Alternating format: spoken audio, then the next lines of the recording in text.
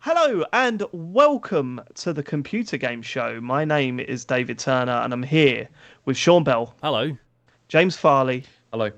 No Matt Murray. So we've got, for the last time this year, I guess, Sarah?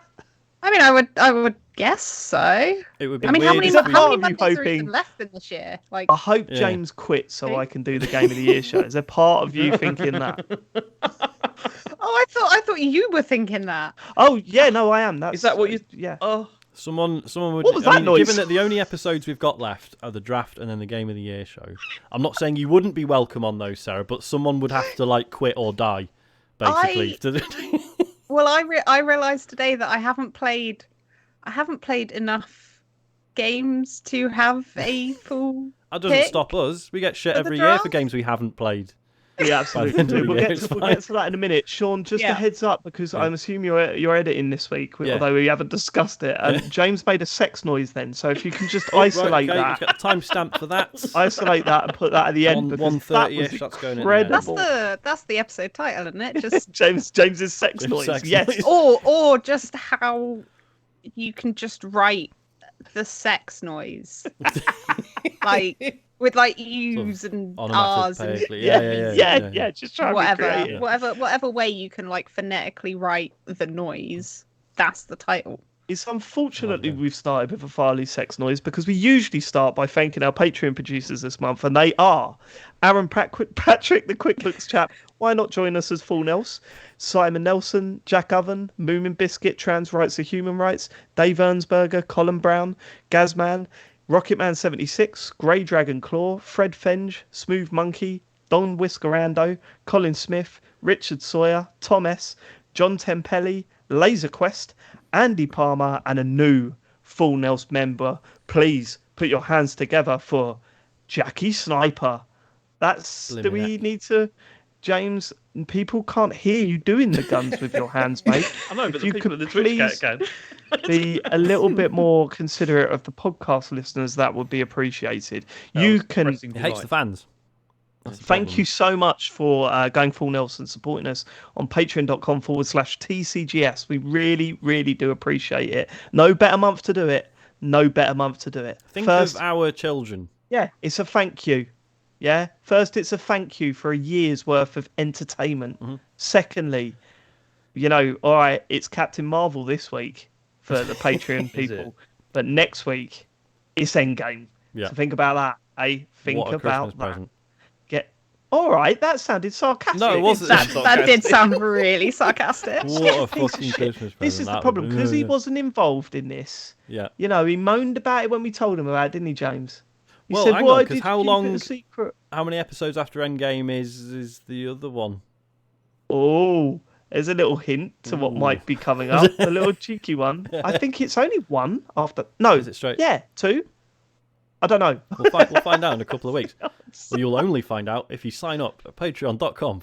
Absolutely true. We're heading towards a very secret episode of Marvel Calls that actually quite scarily wasn't recorded that long ago. That's what I'm worried about. We're catching ourselves up now. Right, should we move on? Feedback. Sean, they all love it last week, did they? Yeah, I mean, obviously I wasn't here. So, I mean, I don't have They really loved it then, did they, last Yes. week? I'm assuming. The only things I was going. I mean, it was a good show. Really enjoyed it. The only things I was going to comment on was, Matt's idea for the Elf on the Shelf thing. I thought it was fucking brilliant. The postcards thing. I thought. Oh, It it's was so much effort, though, isn't it? yeah, but it's not more effort than trying to find more things around, like more places around the house to hide it, or more things. you to do it? pretend. You do the yeah, Elf yeah, on yeah, the we do Shelf it. thing? Yeah, Oh, It mate. seems like less effort. Matt's idea. yeah. That's what I'm Because thinking. it's like yeah. you've just got the postcard. You just got to write the postcards. Yeah. Surely it's like more effort to like Surely you got to get a stamp for each hide one. it and pose it and. Do you have to get a Okay. stamp? Could you pretend? How old's Elodie? observant 26 now, I think. Okay, I she's- should probably, yeah. Yeah. probably I mean, the figure fact that that out. they're still doing it is a bit weird. but- Just tell her that the elf uses a special elf network. Yeah, Post. that sounds like a Ties network it, that ties should be it busted. to like a to be pigeon honest or with you. something, and yeah, that like flies where it the in. They stamp don't would need go, stamps. just put some glue on it and chuck some glitter on it and go, there you go, it's magic. Magic stamp. There you go.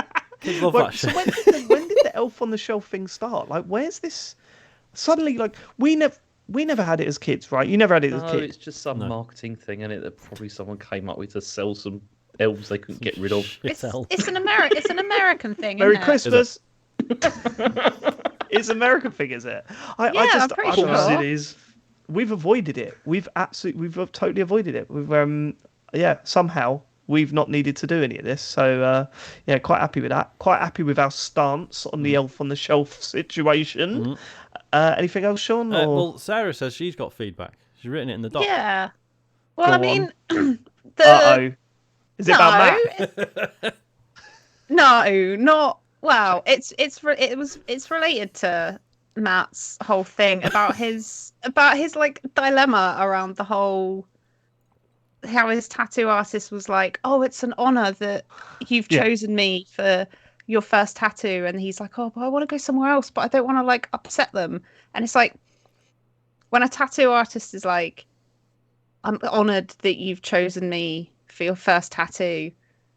It's basically the equivalent of when you're on hold and they say your call is important to us. They're just saying that to make you feel better when you go in for your first tattoo. If Matt turns up with something else done, the tattoo artist is not going to give a shit. As long as the artist gets paid at the end of the day, Yeah, they it's do. gonna be like, it's gonna be like, you're still paying me. It's like, yeah, okay. Yeah, we still do it. We still do the one you've booked. You're still going to pay for it. Yeah, cool. I do not care that this isn't your first one anymore. Matt, I know you're listening. When this tattoo artist said about how much of an honour it was that you were the first, was there green sleeves playing in the background? Because you might have been on hold, mate. You know what I mean? There was another thing as well. So the question at the end, when it was what is best in life. Oh yeah, none of them got it, did they? Yeah, none of you got it. Go on. The correct answer is to crush your enemies, see them driven before you, and to hear the lamentations of their women. No, go on. What's that from? Conan the Barbarian. I've not even seen the film, and I know that. No. Unless it's an Office reference, I'm not interested. Unless it's Ricky Gervais saying something, not his latest stuff. It's rubbish. But if it's Ricky Gervais in the Office, then that stays in. The rest just filter the wee. I've seen that film, filter the wee from the brain. But you know, anything about chasers, then I'm in. You sure you don't want to do Conan calls? I'm joking. I don't want to do Conan calls. No. Conan films either. It's just the one, isn't it? I think Sean and Matt want to do the next calls. I don't know. Something tells me. I've been buzzing around it. I don't know what like there is. What's Matt not seen that I'm an expert on, or vice versa? May I suggest Conan calls? But you know. I still think there's Conan something in O'Brien doing stuff the as well. Twilight Zone episodes. Like, seriously. Oh, I thought you were just going to say doing the Twilight movies. Oh my god! No, I've seen all them. I've got nothing. I can't possibly say anything more about those films. Jesus, have you subscribed to my GeoCities website on Twilight films? It's that ticker keeps going. Are we done with our feedback? I should probably read out the rest of the feedback, shouldn't I? Danger McPunchdick. Again, form does not verify if these are real names or not, but let's assume they are. Says, I was amazed at how enthusiastic James sounded this week. His excitement and enthusiasm were palpable. That was until I realised I'd accidentally switched the pod to 1.25 speed. And when I switched to normal, he was back to his standard disinterested, resentful, belligerent self. Thank God. I thought you were dying, James. I thought that when the Infinity War Marvel Calls episode. Oh yeah. I was like, this is the most excited I've ever heard Jay. Yeah, it was that one. I think it was that episode and the episode where we got to speak about which one's the really bad one? Is it Attack of the Clones? What was it? It is, yeah. He was well happy about doing that episode. You hear him, it's like, I've never heard him so happy. It was good. It's good to hear, James. Mr. McPunchdick goes on to say, on a connected note, Matt at 1.25 speed sounds like he's on crystal meth and his levels of passion gave me a nosebleed. Top dogs, every last man jack of you. Kiss. See, speaking of voices on this podcast, I listened to your episode, Sean, of MGIF. Oh, yeah. The podcast where you spoke about your career as podcaster. Yes, my ascent. It's a bit rude to talk about how high pitched my voice was. I thought voice was Mate, high that's pitched. a Well, conversation fucking Dave. We've had that conversation on this show. That's why I didn't Yes, think I was breaking any. Yes, where I'm in control of it, mate. Not when I'm not about. That, I don't even think my voice is that high, actually. Oh, and also another thing I've got to pull you up on that podcast. Oh, here we go. Don't say Turner's the character. They don't need to know this is really me, mate. Turner's the character. Did you enjoy that show? Apart from I thought it was those two excellent. bits? Oh, I thank thought it you. was brilliant. I genuinely wasn't sure because Gary recorded 4 hours worth of stuff. We should say, so I've been on Gary Dutton's podcast, which is now just MGIF. Not making games is fun because it's not about people necessarily who make games. I believe, Sarah, you've also done a recording for or it. connected with any have rival done. podcast in any way, just to be clear, which actually took the name after MGIF, but it's by the by. Sorry, Sarah, go on. Sorry, Sarah. Yeah, there is an episode coming at some point. in the we ether. recorded one. Oh, yeah. Did you talk about TCGS Con being the greatest day of your life? Okay. I'm gonna say yes, and then we can put the blame on Dutton if he's cut it out. When he edits Well, it out. this is it, because Yeah. obviously, so I didn't know how my episode was going to come out because we recorded 4 hours worth of stuff. I was like, this could go either way. But yeah, no, I think Gary did a good job. Yeah, very good. I mean, probably cut down the bit where you're walking around a museum to just a little, but maybe just take half that. Miss all the episode. banter, Dave. See, I've not listened to it yet, but I'm saving it for You surprised me. people save the Adam Buxton one for Christmas. I'm Yeah, saving yeah. this for that as well. So I can listen to it on Christmas Day when I'm doing the washing up. Surely he's Looking forward to it. never listening to our fucking Nah, podcast. probably The not. cool thing is that you don't get to. He will never know what you said about him on it. Right, Fishman says, with the Splinter Cell radio play in the works, I'm excited for the TCGS Splinter Cell Battle Royale Christmas radio special. Please don't let us down. Oh my god, I was thinking about that game. We need to somehow get it made, right? Honestly, the ideas we had. Were you listening back then, Sarah? No. This is one of our So- E3 shows. You know the E3 shows we try and drop lies in for the person Yeah, that yeah, hasn't yeah. experienced. Matt, who had said all the way through the year, I'm confident that you won't be able to get me. I'm confident. There's no way you'll be able to say. Not only did we feed him a game that didn't exist, we also convinced him that we'd all been playing it all week in a closed, in a open closed beta, beta. wasn't it? After the announcement, we invented a Splinter Cell Battle Royale game that was mainly about trying to hide from the other 99 people in a skyscraper, wasn't it? It was skyscraper, a skyscraper. wasn't it? Floors were getting gassed one by one. Yeah, from yeah, the yeah. bottom, You ended up in one floor, and you could you get all these little what was it? All these little There's all the gadgets. stuff Gadgets as well. and Yeah, stuff. so you yeah, could, like track sucker people pads, so you and could all could, that. hide in the corner. Yeah, there was a certain class that could rappel outside of the building up and down. Yeah, stuff My like that. favourite thing about that game was that we said that I was hiding in a room once that I thought was empty, and then the lightning outside lit up the room, and I saw some on the other side of the room.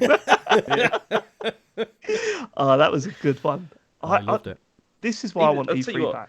He was really disappointed when we said that the open beta had ended because he thought he'd get to play it after Yeah. the show. I mean, to be fair, based on what you've just said, that does actually sound pretty good. This is the greatest video game idea of all time. And they didn't get in touch. Rude. Next. Greg says, I want to go further than the person from last week and say that Game Pass leaving soon is weirdly my favourite thing about Game Pass.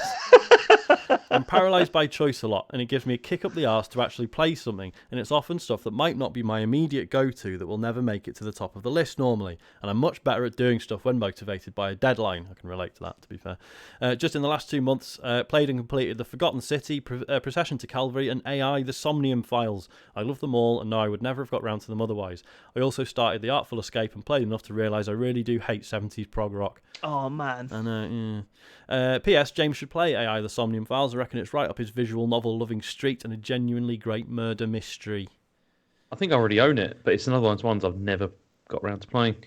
I think I could do The Artful Escape again, 100%. Because it felt like a bit of a movie more than the game because you do fuck all in it. I was going to say there's not a huge amount of interaction. What a fucking game! I need to play that again.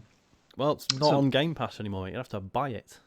Do you know that's one though? If they said like, look, here's a physical edition with like some amazing artwork and stuff, like prints of some of the artwork in that game, I'd be like, yeah, you can have £70. Yeah. Did it ever come out on Switch? I don't know. I mean, I can't imagine it being much good because it just looked amazing on the current consoles. Yeah, that has been one of those where we absolutely loved that last year. And the amount of people that got in touch and said they fucking hated it is like absolutely really disheartening. But then equally, we had people getting in touch saying like, "Oh, thank God someone's talking about this properly. Like no one else has bothered." Like, yeah, you are the best. We are. Yes, the best, you are the fair. best. We are. Yeah. Is that it for the feedback, mates? Because there was something that I was supposed to mention this at the start of the show, but I totally forgot. Got swept away. Can you believe that next week is our GOTY draft episode? Yeah, it's kind of fucked me up. I was saying just before we started recording, there's games this week that I'm talking about that I was going to save until I realised there's going to be no opportunity now to talk about. I know, yeah. Games and there's ones that I've gone. I'm going to play those ones because the other people are going to nominate them, and I want to be able to tell them why they shouldn't go through, right? But I'm just thinking now. I'm thinking there's no way I play a Citizen Sleeper before the Game of the Year show. Oh, you can finish that easy. Yeah, I know, but there's so many other. How long is it? 5 hours, 8-9 hours, yeah. Right. One of you said 5, and one said 8 or 9. Sorry, that's a big difference. I thought it was about 5, but I can't remember. Okay. Did you finish it, James? Yeah, I did. Yeah. Is any good? Yeah, it's good. It's definitely good, but you have to be in the right mood for it because I'm never in the right mood. It's a text adventure basically. Sarah, if you were nominating, what would your 4 be? Ooh. So yeah, because you asked earlier for 4. I've got 3. Okay. Well, that's not 4. I know because I've played some other like games this year. Yeah. Not as many as I would have liked, but so like the three kind of, well, there's 2 honorable mentions and 1 absolutely not. Out of the ones that I could remember playing, so like Stray and Cult of the Lamb were both very, very good, but not quite Didn't quite Game reach of it, the Year material. Overwatch 2, the fact that if you are on console playing in a party with people on PC, it disables your aim assist. Whoa. Absolutely. It does. It has now been fixed. It has now been Okay. fixed. But the fact that was even a thing to begin with is insane. Do you know, I even forgot I'd played it and I didn't even I'd forgotten that it come out. I played it like a couple of times and I was like, why am I so bad at this? Because like I'm not great at first person shooters, but like I'm half decent. And I was like, either the controls in this are like horribly jank, or I'm really, really, really terrible. And then I found out that if you're playing with PC people, it puts you in the PC pool and disables your aim assist. Wow. Apparently that's now changed. So that's a like dishonorable mention, I guess. So I've got 3 for you. Let's hear it. Obviously, Destiny 2: The Witch Queen expansion. If it counts. Huh? I don't know if it counts. Destiny 2 come out ages ago. No, it came out February. I mean the game. I don't know if expansion counts. So he's being funny. at Yeah, least, Witch Queen was huge. Well, yeah, and I think the thing for me is obviously, I love Destiny, but I think Witch Queen was really especially if you looked at just the Witch Queen campaign and particularly like the legendary difficulty of it as well. It was the way it was structured, the like variety of the missions, and also just like the kind of story beats and some of the reveals, particularly like there's one big moment like halfway through which is huge in terms of the lore, and then obviously there's like a massive reveal right at the end of it. It for me it was very much like Bungie being like, okay, we know what we're doing with this game now. It's like a statement of intent for the next 3. Yeah, we've got 2 more expansions coming from this like story arc. Yeah, it was just very much like, oh, this is a studio who knows 100% what they're doing with their game now, and they absolutely smashed it out of the park. I was really like, it's so good, like so good. No, it's okay. It's just like the campaign, like you were saying. I've always found the stories in Destiny interesting and cool, but there was the reveal at the end of the Witch Queen campaign. I was just like, oh, I give a shit. I really give a shit now. This is weird. I don't like. Yeah. Good. It was so good. It Right, was so Destiny. good. Vampire Survivors. Obviously, we will talk about that in a little bit. We'll talk about that in a bit. So I'll leave any more detail on that for a little play bit. This next one, this isn't an actual real draft. This is all hypotheticals, so the rules don't apply to me. So it's Guardians of the Galaxy. Hey!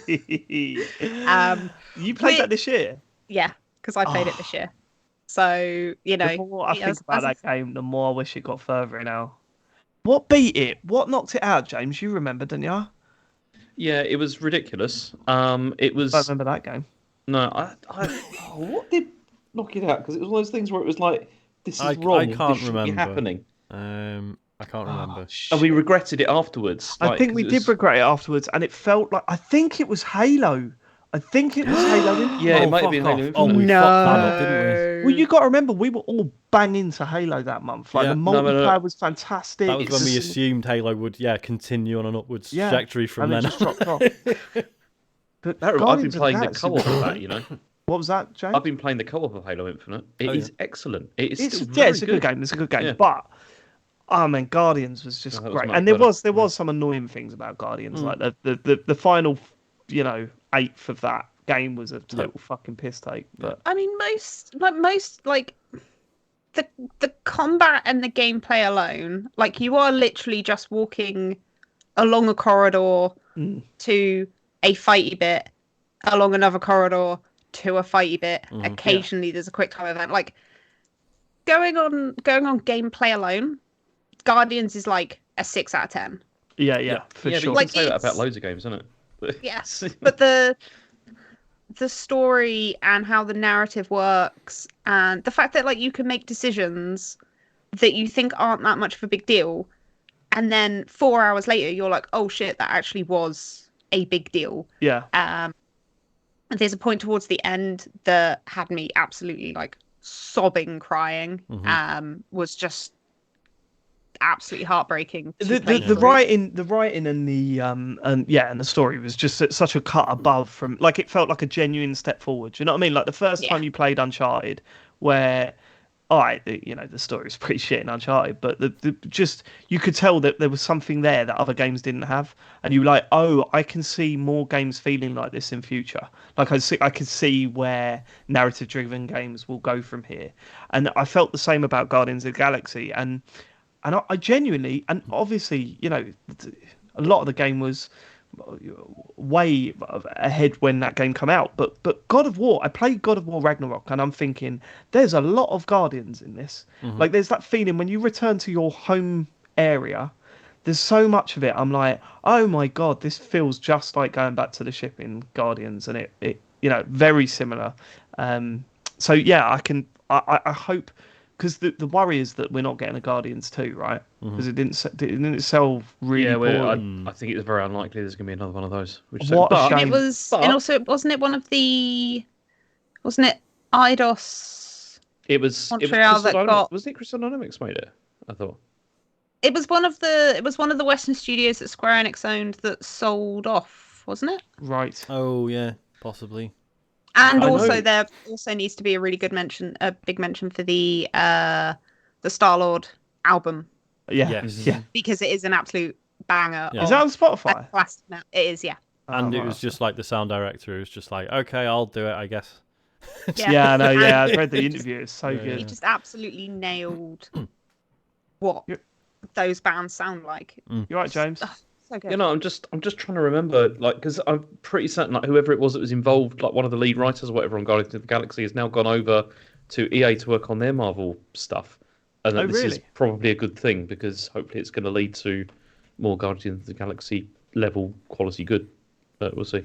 Quality Organic good. level quality good. Yeah. Yeah, see, so many episode titles. Quality good is a good one. James. Yeah. See, let's not stop the sighing, mate. Let's get to the news. All right. Do you want to hear about the FTC? I'm sure you do. Yeah. The FTC. My favourite Yeah, thing you to know hear me. about. With the FTC. Yeah, you know me. Is that what they do when they come to work every day? I just want this to be over. They love it. But it just continues. Anyway, so the FTC are apparently split You know me. on the Activision Microsoft stuff. And so what it is that they've got to do a vote to decide if they're going to go ahead and try and stop it from happening or whatever. But apparently it's tied 2-2 at the moment. There's like one Republican, 2-2. one Democrat are kind of against it, and then for it, and 2 Democrats are against it. And so the trouble is if it's a tie, then it will apparently then go like to the next stage, and that will make the person who's in charge of the FTC look bad. See, what they need to do is listen to some of our Game of the Year shows and find out how this stuff is done. Right? Then you start making deals, threats. Well, no, you say that, Oh, and go on. that is exactly what's happening. Oh, Because apparently, the former FTC chairman, William Kovacic, has told... Sorry, what? Kovacic. What? So, his name just sounds like something a little bit rude. No, it's William Kovacic. Yeah. It's like the Chelsea player, Matteo Kovacic. Honest, James, there's nothing actually there, but yeah, for a second it felt like there might be. Okay. So anyway, he told the New York Post that what is likely to happen now is that it will go, like the FTC will approve it, but there'll be a whole bunch of concessions that Microsoft will make to allow it to happen. So yeah. So there you go. That's I heard. exciting. So what is it? There's 4 judges. It was 3-on-1. Now it's 2-on-2, which means that it's likely to go through. I wonder how the others will react after. Well, that's the thing, because it's. I mean, apart from the FTC, they've got these like about 18 other like regulators they got to go through. So it's but usually if one of the big ones, if go they for it, if all they sort of topple, fall. then it's all going to fall. I wonder if we'll stop seeing Spencer come out going, we're fucking shit, really. I wonder if that will sort of calm down a bit, and he'll actually go, no, actually, we're pretty good. We know what we're doing. Have you got an Xbox? I mean, I play PlayStation, if anything. Yeah. I mean, it's not even worth the £1, for the upgrade, honestly. We'll be bust in a year, don't worry about it. Go on. Okay, next story is that Microsoft are also raising the price of their first-party games to $70. I know. So the same as Sony stuff. So, I mean, Look at this. I mean, it's all still going to be on Game Pass anyway. So who really cares? I love guess, my ultimately, Xbox. But I love my Xbox, right? Like, what? I mean, when you play God of War, all right, I don't think any game is worth that much, right? But when I played God of War, I was like, you could see where the money's going. Microsoft. All right, okay, Forza is an absolute beast, and it's like, I mean, I've put hundreds of hours into that game, and it looks incredible. Imagine it does count, James. Imagine if you paid £70 for Halo, though. Yeah, you'd be pretty fucked off, wouldn't you? I don't know. The single player was good. That's been one of their best releases, I think. It's not £70 good. I mean, assuming $70 equates to £70. I mean, it probably will, right? I mean, it pretty much does. I had this conversation with my mum the other day. I had this conversation. I was, excuse me, arranging getting my brother's Christmas present. He does listen to the show. Sorry, Tom, spoilers. Not going to say what it is. Tom? Big up Tom Bell. Yeah. And we were looking at ordering something from America. And I was like, I said, including postage, it's coming out at like $90. And Mum goes like, oh, so what's that, about 50 quid? Yeah, about 15 years ago. Yeah, I said, Mum, the world's gone to shit. What are you talking about? Britain's empire has fallen.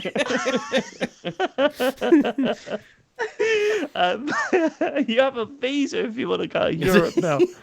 So I bought a couple of bits in euros earlier, and the exchange rate on PayPal was 1.15 euros to the pound. So it's a little bit better than Yeah, it was bit. a month ago Still or pretty bad. whenever it was. Yeah, oh god, it is still. We used to be able to go bullshit. out to other countries, hold up a fiver and say, "Give me everything I want with this." Yeah, like a house, And now they're please. like, "We don't accept that money here anymore. Fuck off." When are we getting the new notes with Big Chaz on them? I don't know. I want to know. I'm Who furious. deals with cash anymore? Like it's, when was the last time Royal we had it? Mints all just sitting on their arse. I thought everyone used contactless now. What's the point? What was I going to say? I mean, $70 for I just can't. This is you're going to look at it and go $70 for that, or if I really look for a deal, I could get a year of Game Pass, and that's what's going to happen, isn't it? This is really for the people that just not. They're never going to sign up for Game Pass, so we might as well get a little bit more money out of them. The other thing that's funny is, so this is happening in 2023, and they asked, "Why are you waiting until next year?" Do you want to hear the quote? Go on. Because it's heartwarming. They said, "We've held on price increases until after the holidays, so that families can enjoy the gift of gaming." Well, there you go. Thanks, Fuck Phil. off. And we will screw them in the new year when the energy prices go up even further. See, but this is so that he can go, in January, he can go cap in hand back to the FTC and be like, "Look, we've lost a load more money now because we No, wanted- it's just wanted so- it's families so to they have a good can- Christmas." It's so they can just shovel a shitload more money into the ads they're running for Yeah. Game Pass. Yeah. Make sure that the Game Pass numbers are ticking up, and then they're like, "Cool, it's working." No one wants to actually That's buy. true, yeah, Game because Pass. because with Sony, it's like, oh, well, maybe they genuinely believe games should be 70 quid. Whereas at Microsoft, it's like, oh, no, you're probably just trying to actively disincentivize people to actually buy the games, aren't you? You just want to move everyone over to Game Pass. So, yeah. Yeah. It's. I think they're also preparing for the fact that Call of Duty might be coming out on the PlayStation. So, I mean, it wouldn't be it'd be pretty fucked up if they went, $50 on the Xbox, $70 on the PlayStation. That's You know what I true. mean? It's so they're probably. I don't know. Maybe I'm overthinking it. They want more money, don't they? They want more money. Don't we all? Yes, please. Patreon.com. Sorry. What's the Okay, next story, James? Next story is this is about the Smash World Tour cancellation. What's this? James didn't want to include this. Well, I I mean, didn't want to include this. I've tried reading about 4 different articles over the Yeah, past few try days fucking about summarising this. this. It's ridiculous. I get halfway through an article and my brain just shuts off and it just turns into like. What has Exactly. what has This is what I happened? said in our group. I was like, "This is ridiculous." It's So all I don't know what's is going that on so with the it. people who were supposed to be running it, Nintendo has said they haven't got the license to do so, basically, right? yeah. I mean, do you But want me what, to why? read the What thing? did they do? What did they do wrong? You want me to read the thing? I mean, before I've got- you do, James, I think I should probably read out what was said. Quick question: Do we have to do this Smash Tour cancellation thing? I put, yeah, why not? James put, I'm lazy and I don't want to read all the information. Patreon.com/TCGS. Thanks for supporting the show. It's true though. It's what Sarah said. It's insane. Look at this. And Yeah, it's just... like I tried reading about this before I even knew I was coming on the show, and it's just a wall of boring text. Go on, Just- then, we'll read it out. Okay, so what did they James. do? What did they do to make Nintendo say they can't have the license anymore? Something happened. That's what Who, we who don't can't know. have the It's license? not I don't even know clear. about the license. What's the If license? you got, basically, so this Smash tournament is not run by Nintendo, but it's officially it's a third party licensed, one. right, to do so. Except now Right. it isn't, because Nintendo have said a bunch of shit about how they have really high standards about who runs this stuff and who Okay. they give licenses to. But Right. so what? So there is no official word on what they actually did to have the license revoked. All there is so okay. So the company, what are they called? SWT is what they're called. Yeah, They- you know me. Yeah, they said that this all just suddenly happened without any warning, and that it was taken away. Right. The license to this, but then Nintendo made a statement, which I'm now going to read, for your enjoyment. Cool. So it says here, Nintendo would like to explain to all Super Smash Bros. Fans and interested parties, that's you, David, The background and rationale related to our decision to not grant a license to the Smash World Tour for their upcoming Could you read activities. this in a Japanese accent? No, absolutely because not. that will not be appropriate, Dave. No, it'd be awful. Okay. I thought it'd be a better listen. Also, is it not Nintendo of America that put the statement out? Okay, an American accent then, please, New Jack. York Yeah, accent, it's American please. accent's I'm fine. not Oh, doing you're all American for that, accent. aren't you, Sean? You're all for the American accent, aren't you, Yes. mate? Outrageous.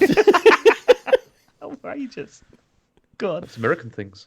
Nintendo's decision was solely based on our assessment of the proposals submitted by the SWT and our evaluation of their unlicensed activities. This decision was not influenced by any external parties, such as Panda Global. Any partner that we grant a license to Who's is Panda to meet Global? This is So- another company that are also doing Smash tournaments Oh, as right, well. okay. So I'll come to them in a Yeah, second. Sean. Yeah. Fucking hell. Any partner that we grant a license to has to meet the highest standards we require when it comes to the health and safety of our fans. It's also important that a partner adheres to brand and IP guidelines and conducts itself according to professional and organisational best practices. We use the same approach to independently assess all our partners. If we discover that a partner is doing something inappropriate, we will work to correct it. When we notified the SWT that we would not license their Fucking hell. 2022 Sean, or you know, 2023 a good activities, newsreader we also takes let them the know information verbally and that presents we were it not requiring they cancel the 2022 in finals a decent way for the listener, don't they? because the impact it would have on players. Thus, the decision to cancel the SWT 2022 was and still is They their own take the choice. information and they David, I package it. tried to do in that, a but way this to- statement You doesn't haven't say done it. anything. Yeah, well, you summarise the statement, make it brief. Either get to the summarise heart it, of the David, matter. or- if the heart of it is they said we're not giving it to this company because we're not happy about the way they've been conducting themselves. If I had come on here and said that, you'd have said there's more to it than that. There's got to be more to it than that, and then I'd have to read the whole thing But anyway. you could have done it in a cowboy accent. I didn't want to sound like an idiot, and so I'm not going to do that. I mean, Moving Biscuits comment in the chat saying, "Yeehaw, I want to be a cowboy baby," had me laughing quite hard during that segment. Should we move on then? So you don't want me to finish this? No. This is why I told you it's not very interesting. But it basically, Make it SWT also accused Panda Global of sabotage. Oh, saying yeah? that because they said that they were Start going. with the sabotage then, James. No, Get no, our no, attention, 'cause- mate. Panda Global went around saying allegedly went around saying Right. SWT is going to lose their license. You might as well come to Little us. fucking stirrers, isn't they? You know, These like Panda that. Global. But And, from what I read, because I kind of half read, half skimmed through SWT's big, massive statement that they put on Medium. Don't didn't read read it; it's that. really boring. Yeah. And yeah, it sounds like there's just been a lot of sniping back and forth between Panda and SWT.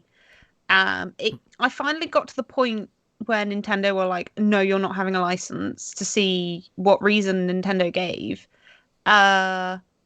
And it goes, so this is from SWT's point of view. They go, we asked if they could clarify the reasoning for their decision.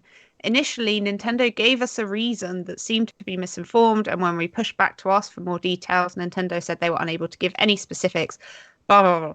So it's like they still don't even say the reason that Nintendo gave them. And there's also a bit further up,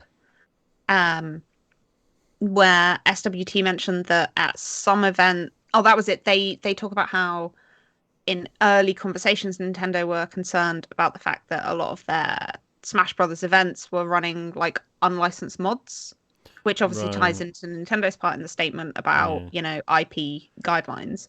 Yeah. So I feel like there's probably more to this than SWT are letting on. But honestly, who cares? Well, I mean, Exactly. look, None of us, when this none gets- of us play Smash Brothers. None of us are in the FGC. None of us are. Well, Smash can I make Bros. a request, right? players. And this is to all our listeners and to everyone on the show. When this finally gets resolved, can you not tell me what happens? Because I don't want to spoil the movie they're going to make about this. I want to go in there knowing as little as possible. I've already heard too much. So please. This is the thing, is it? Because it's Nintendo, this could be some genuinely massive scandal. It could have been that SWT, it's like someone there has done something genuinely awful. But it could be that they like found out that someone there was caught using a handheld emulator or something, and Nintendo have gone, fuck them, get rid of because they're so weird about stuff. They are and like, just who knows? Well, somebody's been streaming Nintendo music on a YouTube channel. And exactly. How fucking dare they? So who knows? I want you to do that, James. I want you to dress as Mario, stream Nintendo music on a YouTube channel with your middle finger up at the camera the whole time and see how long it's going to get taken down. Like until you get taken down. With a cowboy hat I'd on. watch that. I'd watch that stream. Next news story, please. Okay, so also Nintendo have apologised for Pokémon Scarlet and Violet, the performance issues that it's having. Okay, so we've spoken about the performance issues before on this game, and I see constant back and forth between people on Twitter where they're going, "Look at this," and people replying saying, "You're just selecting one little bit of it and putting that up."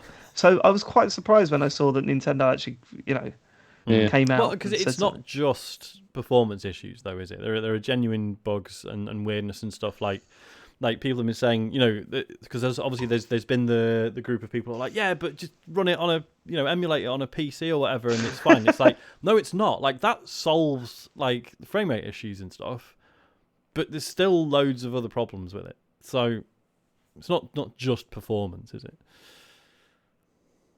True.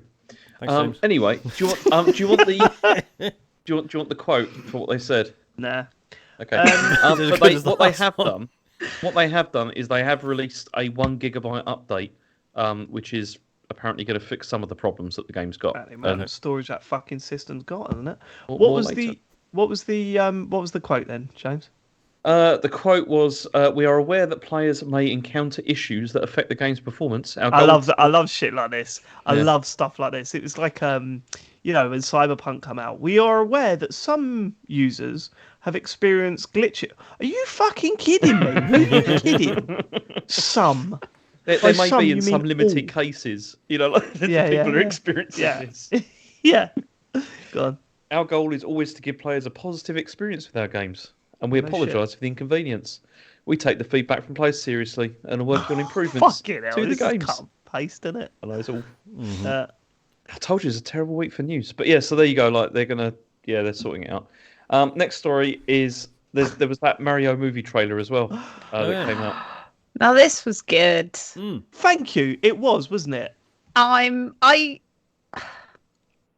don't hate Chris Pratt in it. Nor do I. It's fine. I liked his little wahoo. I liked his little let's it go.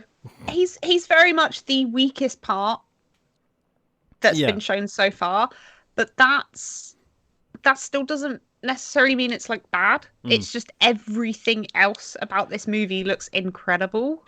I saw people going, "Why are they turning Mario into an idiot?" And I'm just like saying, well, he's not known for his intelligence. Who gives a shit? Fuck it. Also, I don't care because Jack Black as Bowser continues to be phenomenal. He'll be the main character, and that's fine. Yeah.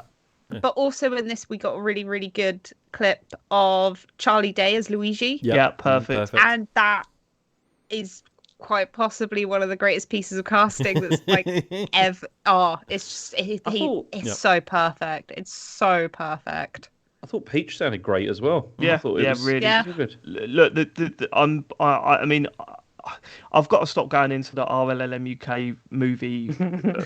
It's the worst. It's the worst. The film and TV segment, they never like anything in that place. It's insane. So I was like, I watched it with the kids and Joe, and we watched it, and we just went. Joe just turned around at the end and just went, "This is going to be so good, isn't it? Like, this is going to be so good." And I was like, yeah, and the kids were going nuts. And then I just thought, I bet everyone's raving about it. I went onto that thread and was just like, I can't handle these. I'm never going in that forum again. Like, that part of the forum. Sorry, David, I've got to stop posting on there. It was unbelievable because genuinely I thought they've absolutely nailed it so far, and it doesn't, we're seeing little trailers, so you can't really tell what the final film's going to be, but most of the questions and worries that I had about this have sort of gone away. So I'm like, the designs are slightly weird, obviously, but then if the whole film looked like a a level from Mario Odyssey. That would look terrible on the big screen, like in a movie. Not enough expression. They made a big deal out of there being a new design for Donkey Kong, but I was kind of like, oh yeah, I guess he was slightly different. It wasn't. There is a section of the internet that's very happy with Donkey Kong's. Is that right? You're going to have to like, educate us here, Sarah. Is it because it looks more like Donkey Kong 94? Yeah, it's like that design. Oh, is it? Is this not a sex thing? Oh. It's a sex thing. What are they saying? So Like, it's got a big there willy. was, yeah, something along those lines. I wanted to see it basically. So I think it was the Nintendo account. The Nintendo like account was talking. A Twitter account Right. tweeted a photo that was like a render of the Donkey Kong character model in the film, as he is in the film, Right. and it's like him doing the illumination, like hand on hip, like cocky pose thing. Yeah. Just go look at the quote tweets. Hang on. Okay. It's not Yeah. not the tie, is it? That's like hiding his shame or something. Just. I don't think Donkey Kong feels Sarah, shame. Sarah, see, you're sounding. For those of you that are listening to the podcast, right? Sarah sounds disgusted. She's got a massive grin on her face. No, if I was having this conversation with, if we were just down the pub, Right. I would be but I know that you try and keep this podcast like slightly more highbrow. I mean, I don't know if we do we? I can find some tweets if you really want me to. What, are they making comments about him, or is it just like Doctor? No, pictures? there's comments. What is the matter with the human race? The only thing I can see is people talking about his arse and like how it's got an impressive arse. Sorry, Donkey Kong.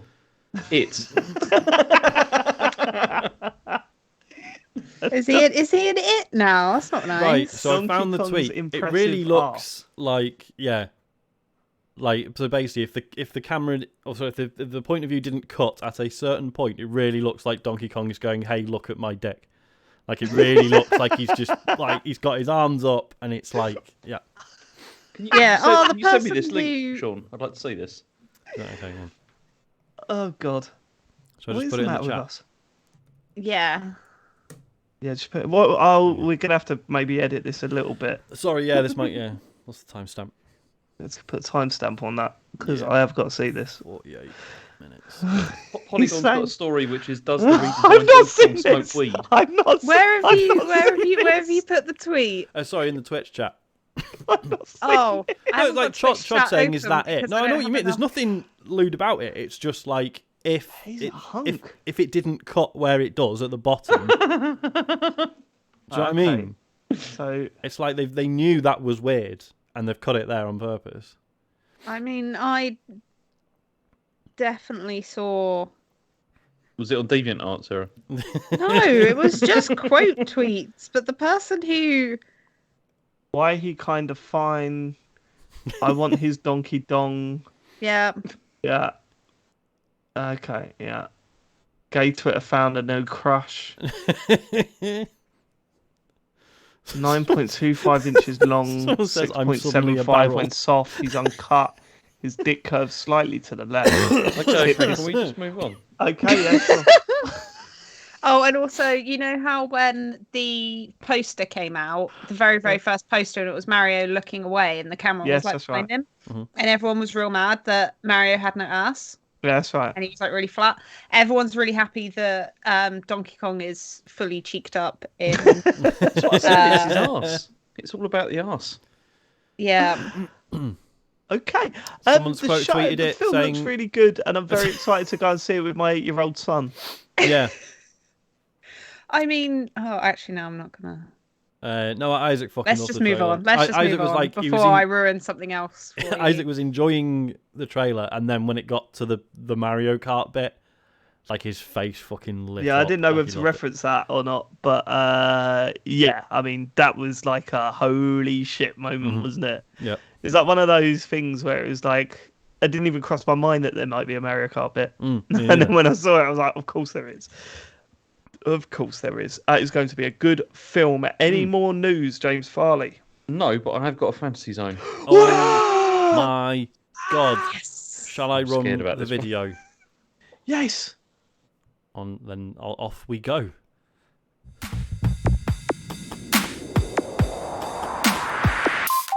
Guys, fantasy zone.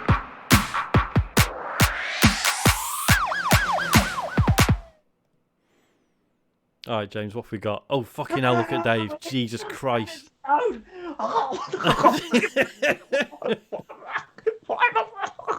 There's Donkey Kong over there. Look that. You're right, Dave. Yeah. Okay, cool. Go on, James. What you got? Fucking stinks in this fantasy zone, doesn't it? It's 'cause James living here all the time, isn't it? James, And he's just like, oh, well, hardly anyone else comes here, so I That's a can horrible just thing to say, Sean. defecate wherever I want. got to sort Lining this the walls place with out. it. Please put up some curtains. What a horrible thing to say. Does reek though. I'm regretting doing this now. I'm really regretting this because this is the worst one I've ever done. Do you have a fantasy zone Tesco's? Do they do reed diffusers or is that? It's not even the right phrase, is it? Reed diffusers. Yeah, the Yeah. smelly. Get in. Yes, I've got it right. God, I thought The it was the wrong smelly, thing. the smelly pot that you The put smelly sticks pot in. with the sticks. Yeah. Yeah. Yeah. Get some smelly pots with the sticks for I'm this more of a place, wax James. melt guy. Oh yeah? Yeah. Of course you are. Well, it's a little bit Oh, more that's niche, that's isn't it? effort though, because you got to like put the candle in it and light the candle. It's Yeah, true, and fuck then you, eventually James. the smell goes, but the wax is still there. You have to like freeze it Exactly. in order to. Yeah, do you put it in Smelly, your the you put smelly your sticks fingers in just it? sit on a shelf and do their thing. And Sorry, you don't need James. to do anything with it. Sorry, James. The James fantasy is zone. dying. Yeah. Look at him. Sorry, James. What's the news? Well, okay, so this is a rumor about a video game that is supposedly coming out. Here But we the trouble is, right, I'm a bit worried about this one because this is the least amount of detail I've ever had for a story ever. But apparently, Metal Gear Solid Remake for PS5 is real and will be announced soon. Possibly at the Game Awards, but maybe not. But definitely soon. When is the Game Awards? Is soon, right? It is soon, yeah. It's soon. It's Thursday night. Oh my god. Really? Is this side of it? I thought it was always in January. Oh, I fucked that right up. Apparently, So you Kojima's reckon- been seen like close, to the Game Awards. Wait, so what would have to happen for this to work? So, I wonder if Kojima's probably not got any control over No, it. it's Yeah, he nothing won't to be do with him. involved. He doesn't. Yeah.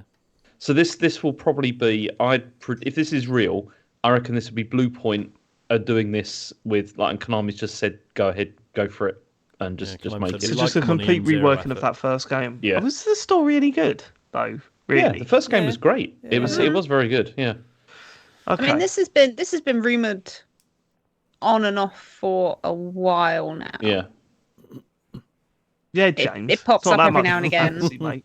it has. But then, according to my news source, Who it might is- be at the Game Awards. who's the source? But maybe it won't. Who's the I, source? I can't burn my source, Sean. Right, so you are going to have to take you're in charge of Fantasy Zone. Don't try and palm this off. Are they going to announce a new Metal Gear Solid, the Metal Gear Solid remake? Are they going to announce it at the Game Awards? Yes or no? No. Fucking what's the point? No, Then? because Kojima's going to be there, and what's his name? I was going to say, yeah, surely. Jeff Keighley's not going to do Jeff. that to his best friend, is he? Yeah. He might do. If it gets him a little bit of limelight, I know what that Jeff Keighley's That's like. He true. will I mean, screw you yeah. over. If there's one thing we can definitely say with any certainty, it's that Jeff Keighley does not say no to anything when it comes to his shows. He just Yeah, we lets got him anyone announcing in. the Bitter Nest for us soon. Yeah, we should send him something. Right. Okay. Is that it? That is it. Yeah. We've got a lot of video games to talk about this week, and a lot of time to do it in. So, I don't know where to start. I'm kind of curious about Marvel's Midnight Suns, which Sean and James has been playing. Yeah. So let's start there. Let's start with Marvel's Midnight Suns. All right. So this is the new game from the people who make XCOM. Your turn-based strategy, shooting aliens, saving the world, that sort of business. But it's all superheroes this time. It doesn't really play the same way. So don't go in going, oh, it's for Axis. It'll be exactly like XCOM, because it's not. It's still turn-based strategy. But it's the way it plays out is I don't know. It's sort of halfway between a JRPG and a card game. Does that sound about right, James? Yeah, that sounds Why, exactly James? right. Why did you end up playing this? Well, because I was curious, and I'm Something you hate? really, I'm bang up for card games nowadays. Well, I yeah. can't get enough of them. He played that As hour in- of Inscription. And I was now going to say, has Inscription finally won you over to It was card Inscription, Neon White. I played this year as well. I just can't get enough of cards. That does Get you not on- count as a card game. It's got cards in it. games? Can someone gift James a copy of Slay the Spire? I don't know if he'd play it though. I really don't wouldn't. think he would. No, it wouldn't happen. So, well, this is the thing. This is what's interesting. So, yeah, I say it's like sort of a card game. It's basically Not really. the cards are like each character has a palette of abilities or cards. If that's how they're sort of presented. And yeah, there are palette of abilities that are drawn. Each round in combat, you get a couple of extra cards, more things you can do depending on who you've got in your squad and what set of abilities you've got equipped for each of them.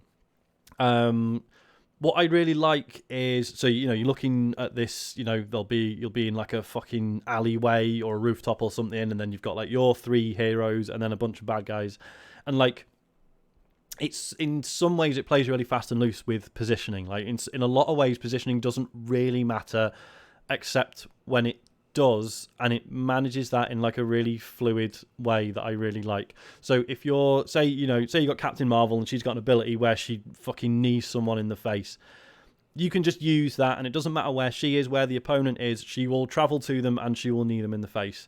Don't have to think about it. However, there are then also like environmental things you can use. So it might be like a rock that you can pick up and throw at an enemy, but there'll be like a limited range on that. There's some that you have to like hit from a certain angle. So on the one hand, you're using your abilities, and that will tell you where the character will end up once they use it. But also once a turn, you can sort of manually go like, right, now you move, like go and stand here so that you can do something specific, or get out of the way of like an enemy attack that is coming or whatever. And I really like the fact that it's like you're not constantly having to go like, right, fuck, where is everyone stood? I need everyone in the exact right place, or this is going to go to shit. You're not doing that. Like, you mostly don't have to think about it, but there are sometimes, occasionally you do. And I think that works really well. I'm only like 3-4 hours into this. I don't know about you, James. I'm only about I'm exactly an hour and a half into this, because that's when my stream stopped. Oh, so right, so you haven't played it since the stream. Okay, I think cool. I'd only just got out. Well, I don't even know if I got out the tutorial area, because that went on forever. Like the tutorial was quite long. Yeah. It's not a great introduction to the game, is it? In terms of like what it looks like, the story, the dialogue, all that kind of stuff. Well, I don't think it's a great start. Yeah, it kind of puts its worst foot forward, doesn't it, in that sense? Because you're not, obviously, as with any strategy game, you're not going to be like massively, like it can't be really complicated right off the bat, and that's usually where the fun part of a strategy game is when you've fully got your head around it and meticulously planning things. It can't do that straight away, and yeah, it doesn't look great. It really doesn't. Yeah, because I'd started playing it as your stream started, so I'm playing on the Steam Deck, and I had your stream up as well, and I'm like, okay, I've got it on like medium settings. Doesn't look great, but whatever. And then I'm looking. You're playing it on PS5, right? Yeah, that's right. I was like, oh, it doesn't look any better. No, it was, and it was kind of framey in places as well. Which is odd. Which it's a strategy game. The occasional dip in frame rate is not a gameplay concern. But yeah, given that it doesn't look amazing, it is strange. That there's some performance issues. Apparently, even on super high end PCs, it's not brilliant.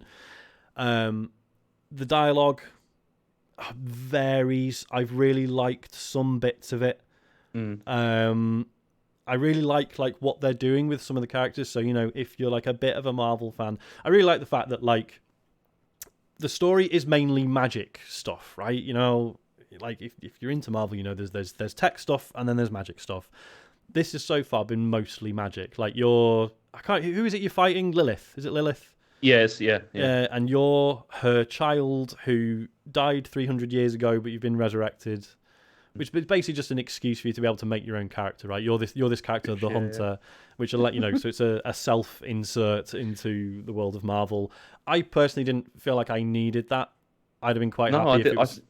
And I was actually quite disappointed by that, honestly. Like, I didn't really want to have to create my own hero. I know that, but maybe you fucking did, man. Your character's incredible. I mean, yeah. What I ended up with was incredible because the hair. I mean, it's the most luxurious hair I've ever seen in my life, and it's like especially like with the combination of that plus the little moustache and all that kind of thing. Yep. But the trouble with that was I did it, and I thought that looks incredible. But then it's going through these serious story beats, and he just looks ridiculous, like completely out of place and terrible. And I'd much rather this was actually about some Marvel characters, honestly, rather than something that they just made up. Because there's a lot there of like potential that you could work with, and I'm less enjoying this being like so far magical to the more sort of tech side. It's like I was going to say the one thing I've enjoyed, and like the where the writing has genuinely seemed a bit nuanced, is the fact that like obviously Tony Stark's in it. He's like one of the main characters, and he looks like Mandrake from Defenders of the Earth. Like Mandrake from Defenders of the Earth. But it's kind of interesting. Do they even try to make him sound like Robert Downey Jr.? Is that no, right? it's awful. I mean, that's the other thing. They're quite bad, like versions of the characters, I think. Oh right. Well, I was going to say, so in Tony Stark's case, what I like is the fact that he's trying to be Tony Stark, and he's trying to be a smart ass, and he's like, I'm amazing at tech, but actually he like admits he's like really out of his depth. Because it's magic stuff, and it makes him feel really uneasy, and like he talks about that quite a lot, and you can see it in his interactions. Like he's like sort of best mates with Doctor Strange in this, but I don't know, you get a sense of that sort of like unease. But then there's a load of other characters that I don't know who they are. Like they're clearly lesser Marvel characters. Give me some names, please. I couldn't tell you what some of their names are. Oh, come on. I bet they're like really bad. Because when you first meet like Slickman, the Midnight Suns, I mean, you later find out one of them's Ghost Rider, which is fine. But then the others, right. I'm just like, I don't know who these people are. They're just some teenagers. Well, that was like playing Marvel Snap and getting some of these characters, and I'm like, Who the fuck oh is really? This? Who the I fuck love is shit Cow? like that because I mean, I mentioned it on Marvel calls, but Marvel are not good at naming things, are they? No. I mean, I don't know if it's just an MCU thing or whatever, but Pepper Potts, Happy Hogan, you know. Yeah, but what DC thing got announced recently? Blue Beetle. Oh yeah. DC's no better. Black Adam.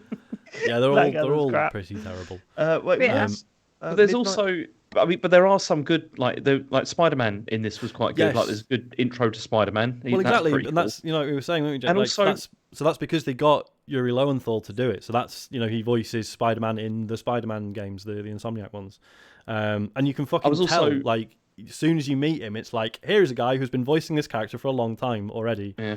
Like he clearly just like went straight into it, whereas the others are all, like you say, like the guy who voices Tony Stark is trying to sound a bit like Robert Downey Jr. I don't know, failing quite badly. Yeah. I mean, the one. I mean, I like Blade. Like Blade was a good character in this. Yeah. I was quite digging that. Yeah. But yeah. But yeah, the strategy game's really good. And I really like the rhythm of, it's basically like it's Mass Effect, right? Or it's like any BioWare game where it's you go out, you do a mission, you come back to this mansion where all your heroes are hanging out, and you talk to them, you do social stuff, you build those relationships. That then offers, bonuses in combat. And that sort of back and forth is perfect, as it has been in loads of other games. The pace is very slow. Like the fact that I've put like a few more hours in than James, and I've done maybe 3 more missions. See, that worries me because there was a lot of dialogue in this as well. Yes. And the fact that it wasn't particularly good dialogue to begin with was a bit like, I was like, I just want to get back to the strategy now because I was quite enjoying that. Mm-hmm. And it's like, it keeps being held up by having to talk to these people. And like, I don't really want to talk to any of these people because they're annoying. But they get better. I'm sure it up for this podcast anyway. I mean, I think you're very much, as far as I can tell, early doors, but it feels like you are free to engage with or ignore characters as you see fit. Like if you've just got a few favourites, you can kind of stick with them and ignore others if you don't really like them. Like it makes a point of saying, like, don't feel like you have to keep bringing characters into missions to level them up because they will always maintain like a base level, like along with you, whether they join you or not. So that's quite good, that it lets you sort of play favourites, as far as I can tell. I really like it. I really, really like it. But yeah, there's no getting around. Like, it doesn't look shit. It just does not look like the box. It just doesn't look good. Yeah, it doesn't look particularly good. And it's just strange because it's quite a high profile release. Like, yes, it's a strategy game, but there's clearly a lot has gone into the marketing. It's a big deal, and it does not look fantastic. But yeah, I'm really enjoying it so far. Shame. It's not a shame. It's good. No, I mean, it's a shame that James is so dismissive of it. No, I'm going to play more, but it's just there's no time, is there, at the moment? And it's a funny time of year. It's a very stupid time of year to bring this out, right? Because loads of games are coming out, right? Yeah. It's doing my nutting. I just realised that the day after our GOTY draft, High on Life is out. I don't really want to play that. Yeah. What a waste of time. But High on Life is that the one with the knife? Yes. Yeah. I really want to play that, Sarah. Don't hate me. I have feelings about the comedy in that game. I'm sure you do, but who gives a fuck about what you've got to say, Sean? Sick of it. You're not the arbiter of comedy. Get over yourself. For me personally, I was bored of the jokes and then started to find the jokes annoying by the end of every video I've watched. I've heard that actually all those videos are taken from very early in the game, and actually everything chills out a little bit after a while. So that's what the previews were saying anyway. I'm going to try it. It's on Game Pass. I've got a feeling this is going to be like Dave's going to be like just championing this game if no one else says it's rubbish. Probably. Humor's dead edgy. It's really edgy. Speaking of games that you're just not smart enough to understand it. Yeah. Speaking of games that I like to champion that everyone seems to hate, I've been playing a lot more Sonic Frontiers.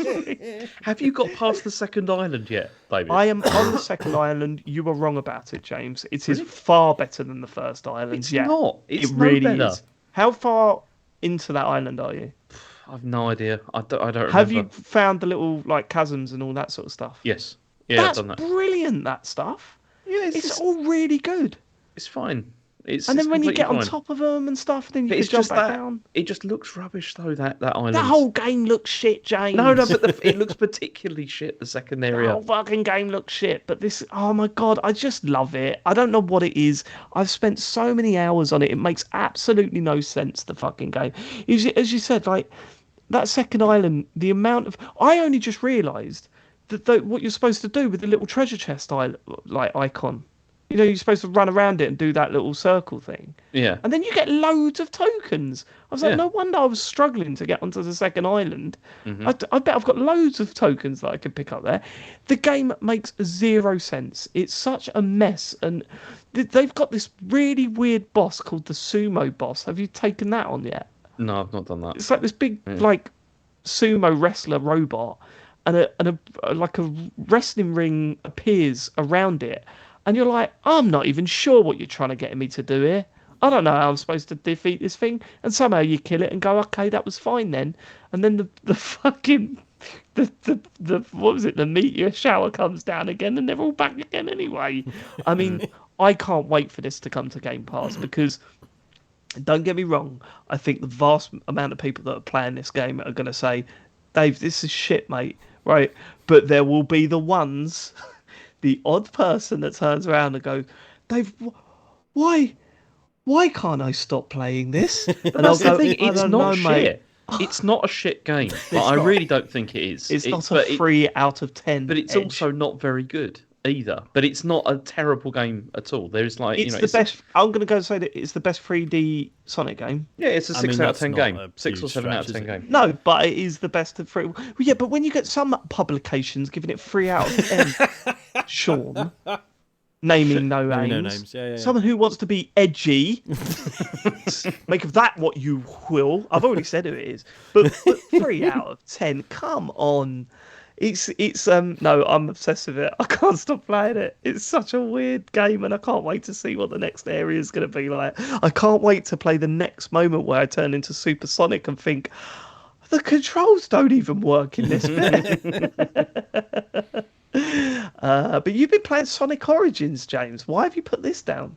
See, I have actually, and this is the you thing. You play Sonic all the time. I don't Love play it. it all the time. This is what Sarah happened. has been in your presence for 3 days, and for 2 of those days you were playing Sonic. Which one's Origins? This is the one that came out earlier this year. I don't Oh. remember when it came out, which It's is not, like basically it's not the one I'm thinking of. Not No, the- this is the one where with it's like loads of bugs and stuff, isn't it?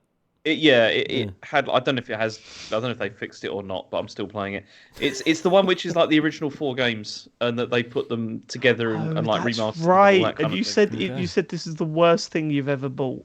Yeah, because it's completely pointless. Like in the sense that it's like there's no point in owning this game if you played any of the others ever, apart from the fact that they've added like this mission mode to it, which is what I've been playing. Which is like it basically what they do is they take 4 of the Sonic games and they cut them together as being like a whole story with like cutscenes in between each game and all that kind of stuff as well. Yeah. And so I started playing this a while ago, and with the intention of doing it like with all the Chaos Emeralds and stuff like for each of the games.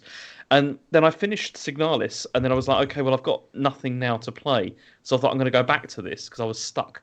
And then I've made a breakthrough, and I'm right near the end now of this. I'm right near the end. I've got all the emeralds from all Oh the no, games. he's doing the thing where he has to try and complete it. Yeah, and I'm 94% finished according to the thing, and then I'm God. done. And then I've done the entire thing, and I'm never ever gonna have to play a Sonic bonus stage ever again in my How life. many We've just been times talking have you been sucked into about this? What a terrible time of year this is because of all the Yeah. games that are coming out that we need to play for the Game of the Year show. Yeah, but not on Switch. That's the problem. There's nothing on Switch because nobody makes games for that What machine about anymore. It Xenoblade feels like. Chronicles 3, James? You got the backbone, James. Why did you buy the backbone? Because I can't play that on the train, can I? The signal's not good enough.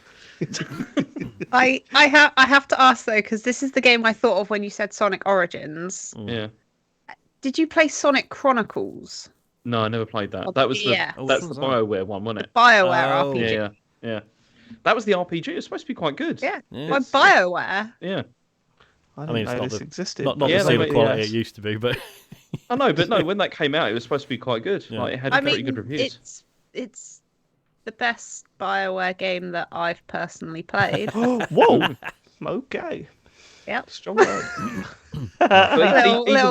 Little spicy take for you there, and I'll leave everyone to guess what games I'm comparing it to. But either way, I'm nearly done with it. But I do have to say, Sonic.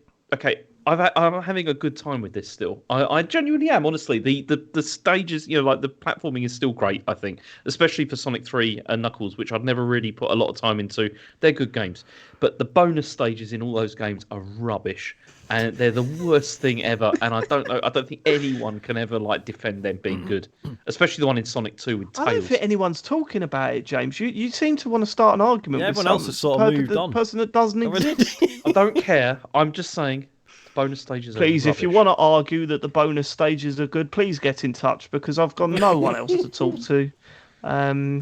We mentioned Whatever. Signalis, and Yeah. so you finished. I finished that as well. Yeah, I mean, I finished that a couple of days ago, and yeah, I mean, it stays committed to the whole. It being like an early 2000s sort of PlayStation game, like right up until the end, in the sense that it's really good, but also gets quite repetitive towards the end with the whole the last area that you go through. It does that whole thing where it's like you need to collect 6 of these things, but to collect 6 of these things, you need to unlock 3 gates and things like that. So you need to find all these items, and you have to. It's a bit annoying. I found at the end of the game, but overall, I still really enjoyed it. I mean, it's one of the most imaginative games I've played this year. I think it's still definitely worth going through if you're into that kind of thing. But I mean, David, you'd hate it. I don't think you'd find it Why? interesting. I think because the style of it is horrible. Really, it really It's, is. I've said, I'm not going to play any more of it because I can't handle it. But that's not a criticism. The fact that it unnerved me the way it did is 100% by design, and it is masterful in that. I know. But Particularly- I can't do it. The music is really oppressive and horrible. I was saying to Sean the other day, it's I fell asleep listening to that, and I was quite enjoying it. It's just you just put You your have a headphones in. fascinating And mind. it's just this horrible this sort of grinding sound and all that kind of thing. And I found it quite relaxing to go to sleep. It was quite good. Wait, can I Have you just ever- summarise have a you few ever- things with have you James ever really Farley? just- Sorry, I was gonna Sarah. go on. say, Have you ever really listened to like Nine Inch Nails? Yeah, sure. I used to listen to Nine Inch Nails. Yeah, quite a lot. Oh, It's, okay, yeah, stop in okay. youth. This all starts to make more sense Yeah. now. Yeah, I know, but then when you put that alongside constantly playing Sonic games that he hates to 100% Yeah. completion, I didn't hate it. That's the thing. I don't loving hate the those games. screams, getting off over the screams in Home Alone. There's some weird stuff going on over there in This is Germany. right, and you know, Is Da- your Dave and wake I- up alarm the air raid siren from Silent Hill? Like, you know, Dave and I, Like we fog. get to sleep by putting ASMR videos on, and we get branded perverts. And yet James is like, oh, I love white noise and the sound of grinding and screaming. Dude, it sounds quite Really relaxes I don't know. me. Yeah, I find it quite relaxing and sort of just like haunting. It's nice. Okay. How are Makes you feel alive. How the fuck are you the fan favourite? I don't know, it makes, It kills me every day of the week. It kills me. makes you feel alive, you know, that stuff. Sarah, doth mine eyes deceive me? You've been playing World of Warcraft. What is this? 2006? What's going on? Yeah, I've got back into World of Warcraft. Out. This is a Right. new- Okay. new I'm thing, right? fascinated by this. Yeah. How? Right. Okay. I know nothing about World of Warcraft in 2022. Okay. What's the business? Is it? Have you still got to like sign up for a monthly payment to play it? Yeah, so I'm really hoping this acquisition goes through, so then my World of Warcraft subscription will just be part Game Pass. Yes. True. Wow. How much is it a month now? £10 a month. Oh, Which that's a lot of money, isn't it? you say that it has always been. I've been playing World of Warcraft since 2008, and it has the subscription has not changed in price. Really? So they It's always haven't- been 10 quid. Yeah, so they haven't adjusted for inflation. That's a terrifying thought. I wonder how No. much it should be. Yeah, and I bet the fucking subscriber base has gone down as well. Oh God, yeah, like it is not where it was in Still the massive slightest. though, right? It's not exactly. Really? Yeah. It's still in his millions. Yeah. Oh, easy. Yeah. yeah. Wow. Okay. Well, nothing's really like of that. You know that style of MMO. Nothing's really dethroned it, has it? I don't think. Probably Final Fantasy 14. Oh, that's true. Yeah.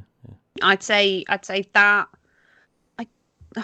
I don't know whether Square Enix have ever put out subscriber numbers for 14. I could be wrong. I feel like the Old fact Republic's still going, right? Old Republic's still Yes. going, but then even Yeah. that was like at the time that was like, look, you That can't was- even make a Star Wars one of these and beat World of Warcraft. Like it's still. oh yeah, you like know, that was one of the games that came out that a lot of people like. A lot of people were kind of touting it as a WoW killer, and it completely It wasn't. wasn't. Yeah. It's only that WoW has been on this kind of downward decline. So like, I started playing towards the end of 2008, like literally just before Wrath of the Lich King came out.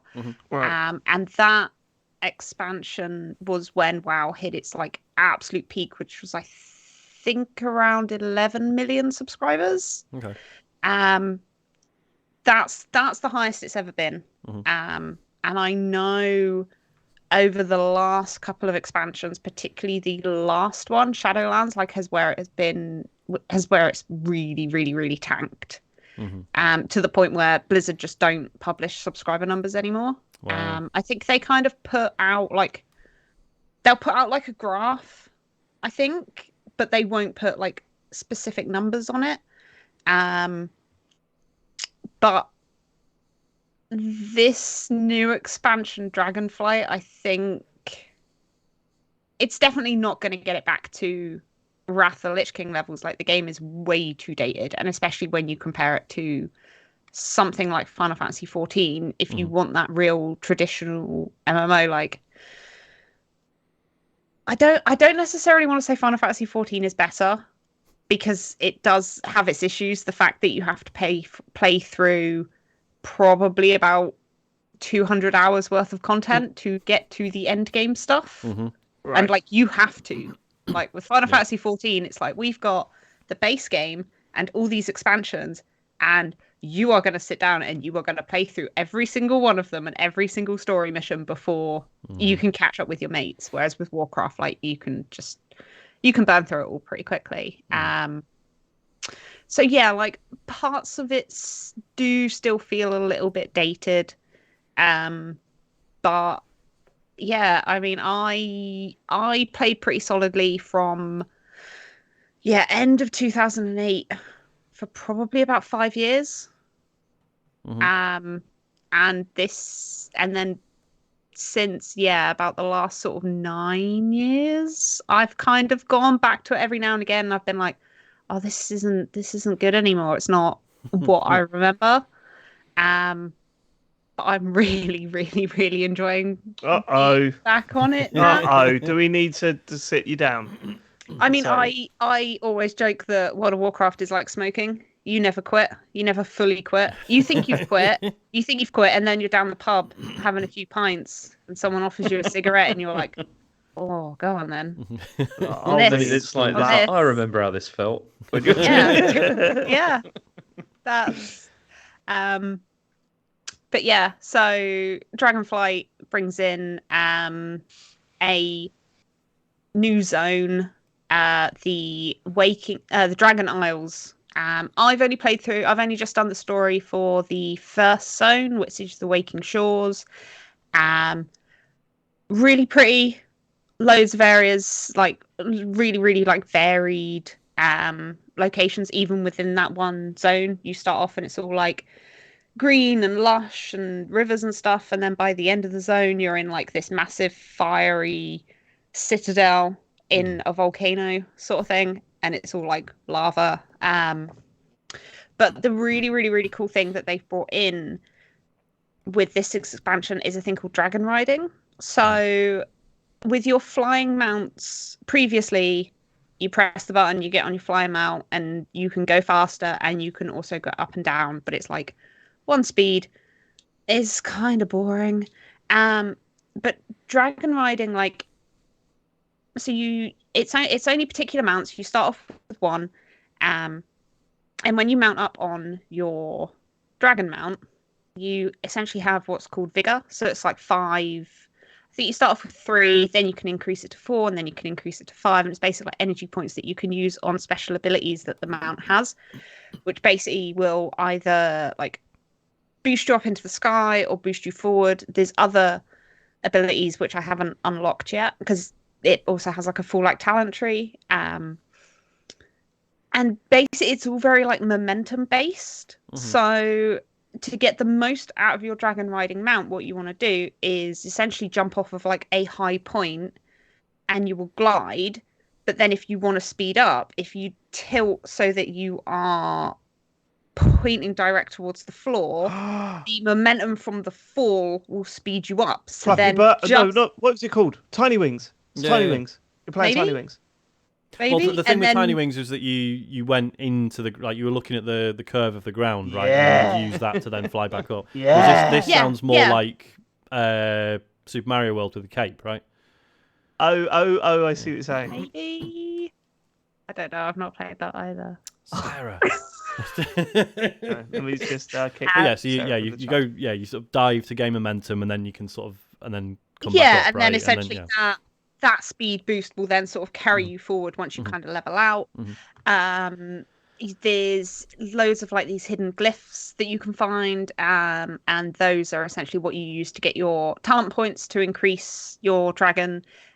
There's races dotted around, and you basically got to fly through all these checkpoints, and you can get like gold, silver, bronze for doing that. I've gone round the first zone, and I've got gold in all the basic races, and I've collected all the glyphs. Once you've done all the basic races in all the zones, you then unlock like advanced races. Through doing all of that, and then also doing loads of other, like, you know, your quests, raids, basically all the other activities like in the game. You unlock customizations, so you can change how your dragon looks, like its color, its horn types. If you do really, really good, like, I think it's some of the more kind of harder stuff, you can get like armor for your dragon. As you progress through the story and through all the different zones, you'll unlock different types of dragons, and then they have a whole nother set of customizations and everything for it. Why is this sounding more and more like GTA Online to me? Like, it's I mean, just that is GTA Online is an MMO. Yeah. It is, totally. isn't it? Yeah, It yeah, is. yeah. It's But not it's an MMORPG, but it's an MMO. But like your description makes it sound like World of Warcraft, because I played World of Warcraft like back in the day, not much, but I played it, and look, your description of it now makes it sound like they played GTA and just went, we got to get some of this in here. Do you know what I mean? So I'm assuming you're playing with a group of people, right? Because wasn't that like it was always sold to me like this is an interactive chat room to just hang out with your mates in, basically. I mean, yeah. I mean, I know for a fact I never would have been back when I was like deep hardcore into it. I never would have been as deep into it as I was if I wasn't in a raiding guild with a bunch of like fairly close friends. So for this one I'm playing with my boyfriend. He actually bought me the expansion because I was umming and ahhing about it. Oh, that's and then what they call that, enabler.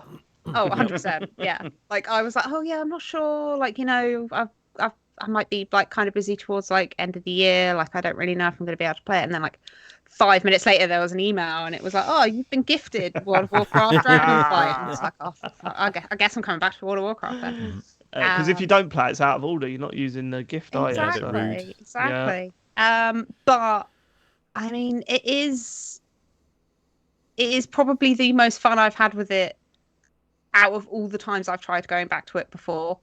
The story's really, really interesting because I won't go into it, but if anyone has played World of Warcraft for a long time and then has played through or at least knows the story of the last expansion, they've had some making up to do. The story in the last expansion has been universally hated. Oh, really? Yeah, basically they were the last 15, 16 years of lore. It's all been this one guy that we've just pulled out of our ass. Oh. He's behind all of it. And the line of duty. Like, I was going to say James Basically, Bond. yeah. Spectre. pretty much. I haven't seen Line of Duty. Is it any good? It's fucking fantastic until the last episode of the last series, and it made me want to smash up my fucking front room. So angry. I was so angry, James. So angry. But yeah, that is basically the last World of Warcraft expansion.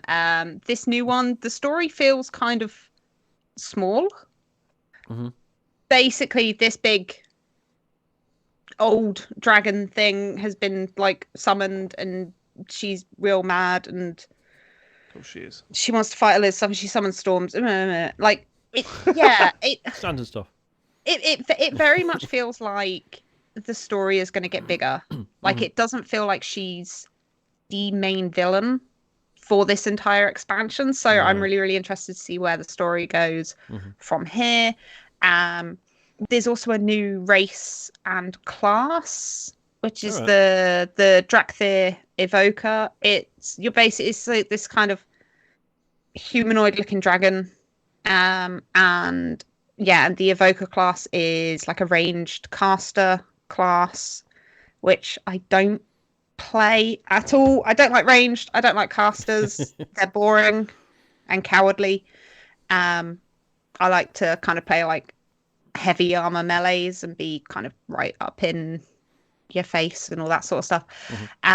But it's actually still kind of fun to play. It's quite dynamic. It's quite fast paced. You've also got some cool things like charged spells. So the longer you hold the button down for, the more damage it does, which is something Warcraft's not done before. So yeah, it really does feel like they know how much people hated the last expansion, and how the game really kind of felt like it was losing its way in quite a number of different ways. And it feels like this is very much trying to get back to not necessarily the exact glory days, but because I think the time for World of Warcraft being the game it was back in like 2008, 2009, like that's long gone, yeah. Yeah, Like that yeah. time, because It's the game itself is way too dated to ever go back to that. What does it look like now? Does it basically still? It's the same. I know there was one massive overhaul, wasn't there, at some point? They have kind of kept. So obviously, like, I mean, I've not been back to like Northrend, which is, you know, like the third expansion zone. I think if you go back to the older zones, they will look a lot more dated. Right. But because WoW Classic is still a separate thing, isn't it? yes, so WoW Classic actually very recently launched Wrath of the Lich King, which I got initially super excited about, and then I just haven't touched it at all. But yeah, so I mean, like, I'm mostly playing on my laptop, which is actually a decent laptop. I can run WoW at like 60 FPS if I'm on it. It basically gives you like 1 to 10 in graphics settings, and you can just pick a number and it will do all the other settings for you. So I've got it on about 3, and I can get like a consistent like 60 FPS. If I'm on my work computer, it's full 4K, I think on about 8 or 9, somewhere up to like 120 FPS, like ridiculous. Yeah, I'm so concerned that people are listening to this and they're going to end up back on World of Warcraft like within a week. Please come back to World of Warcraft's great. Yeah, even on my laptop, like the thing that's kind of kept WoW looking good for as long as it has is obviously it's very like cartoony, and it's a very it's always stylized game. Yeah. So even on like low settings, it still looks really good. When I'm playing it on my work PC, like it's beautiful. At least like the first zone. Obviously, I've not got any further than that, but it's really pretty. It's just most of the zones very lush and green, because obviously like the Dragon Isles have essentially been like locked away and untouched for hundreds of years or whatever. It's super pretty. It looks great. Yeah, I'm really enjoying it. I didn't think that. It's really funny because I'm still on my same character that I used to play on however many years ago, and it's really funny going through like my achievements. What's the name of your character? What's the name? Crashka. No? That's okay, all right. that's all right. That's not as embarrassing as I thought it would be. No, it's not. Internet names back in the day were always. Oh no, I've always gone for like ones that sound like a name. Right. But it's real See, funny. I went with Sega Dude. So not quite as well, is it? But it's like I was going through my achievements, and there's like legacy. They're called like feats of strength, so it's like achievements which they don't have any score because you can only get them at like this one specific time. So I have the achievement. So most recently, the achievement was for WoW's 18th anniversary. Right. I have the achievement for WoW's 4th anniversary on the same account. Okay. I was like, this is nonsense that this game has been going for this long. But yeah, I'm still really enjoying it. And as I said, like, this is probably the most I've enjoyed it in about 9 years. Cool. And of course, the natural game to move on to after talking about World of Warcraft is, of course, the new Need for Speed game. Yes. Available this week. I thought you were going to bring up the other game that's on my list. No, I thought we'd take a wild turn and talk about or a drift. Right. Maybe. Okay. This is one of these situations where I have only really put about 3 to 4 hours into Need for Speed Unbound. I feel like I've got very strong opinions about it. Okay. And then when I checked the doc, I saw that Sean also had this game written down, and I was like, oh my god, I can't wait to hear what Sean thinks about it. So let's give a brief summary. Need for Speed Unbound is a Criterion game, and we'll talk about Criterion a little bit later. It is no one really gave a shit about it until they saw the trailers of it, and the trailer sort of shown off this art style where it's sort of half realistic, half cartoony, cell shading, flashes of animation, sort of along the lines. It reminded me a little bit of I know it's not Into the Spider-Verse, but how flashes of bits of, or like Mitchell versus Machines, which is the same team there, but right, do you like it, Sean? Yes or no? Oh, it's not that simple though, is it? It is for me. Okay. Can I guess? Go on. Can I guess what I think? Go on, James. I think Sean likes it. Okay. I think they both do. No, I don't. I think David doesn't like it, but I think Sean does. Okay. I fucking love it. I Really? think it's clearly great. I don't think it's aimed at me. It don't need to be aimed at anything. What were you aiming at? I don't know. It makes me feel that old mean? as fuck, Dave. Do you not get that? Apparently, yeah. Apparently, the weebs are really, really into this because of Really? like the I'm a kind of weeb. anime sort of thing, What's a and weeb? you can wrap your car in like full like anime. Yeah. Can you really? designs. Yeah. apparently. Yeah. There's Where, also- where yeah, do I download this So game well from? into this. Right, so I'm playing the free trial. There's a 10-hour trial on Xbox Game Pass. I'm pretty sure I'm going to buy it. Like, I want to buy it. Really? I don't know if it's the best idea for me right now, but I'll fucking want to buy it. Because, right, so where do I start? So it opens with there's a story mode, right, and that's what it tries to push you through when you first boot up the game, and there's a rather lengthy prologue, which I think they're trying to trick you into thinking is the actual start of the game, right? Oh, go on. I Well, might not it's like- be. I might not be out of that then. Oh, on. so you've not lost all your stuff? No. Oh my God, Sean. Well, I'm going to spoil it, right? So Well, I mean, this might make me play more of it. So go on. Okay. Right. So it does the whole "this is what you could be doing," and then takes it away, and then you're back down to nothing, right? Because at some point, it's so funny, Sean. It's so funny. Like, so there's a story mode. God, where do I start? There's a story mode, and firstly, the voice acting in this is absolutely shocking. The main character voice acting, if you choose a male character, is one of the worst performances I've heard in a long time, right? And I'm really sorry if you're listening to this or someone say it's shocking, right? And John's been playing it as well, and he was like, switch it to a female character. Instantly sounds like way better, right? Although they do this really weird thing where they say, here's 2 male voices and 2 female voices. And I was thinking, well, that's not enough. And then it says, yeah, but you can change the pitch of the voice. So I'm like, okay. That usually doesn't sound natural once you start tweaking Oh it, my right? God, Sean! If you know how changing the pitch works, when you hear it, it's so digitized. Yeah. Like you're like, I can't. I've got to put it down to the middle bit because this is insanity. Like it's so like obvious that it's been tweaked or whatever. There's a story, and you play as a street racer that's running away from the police and all this sort of stuff. And then at some point, your garage gets raided, and you lose everything. Right. And all it's trying to do is to go, here's a character that you're going to come across various times throughout playing this game, and they've done something really bad to you and your friends. Do you know what I mean? Like, it's the most basic thing.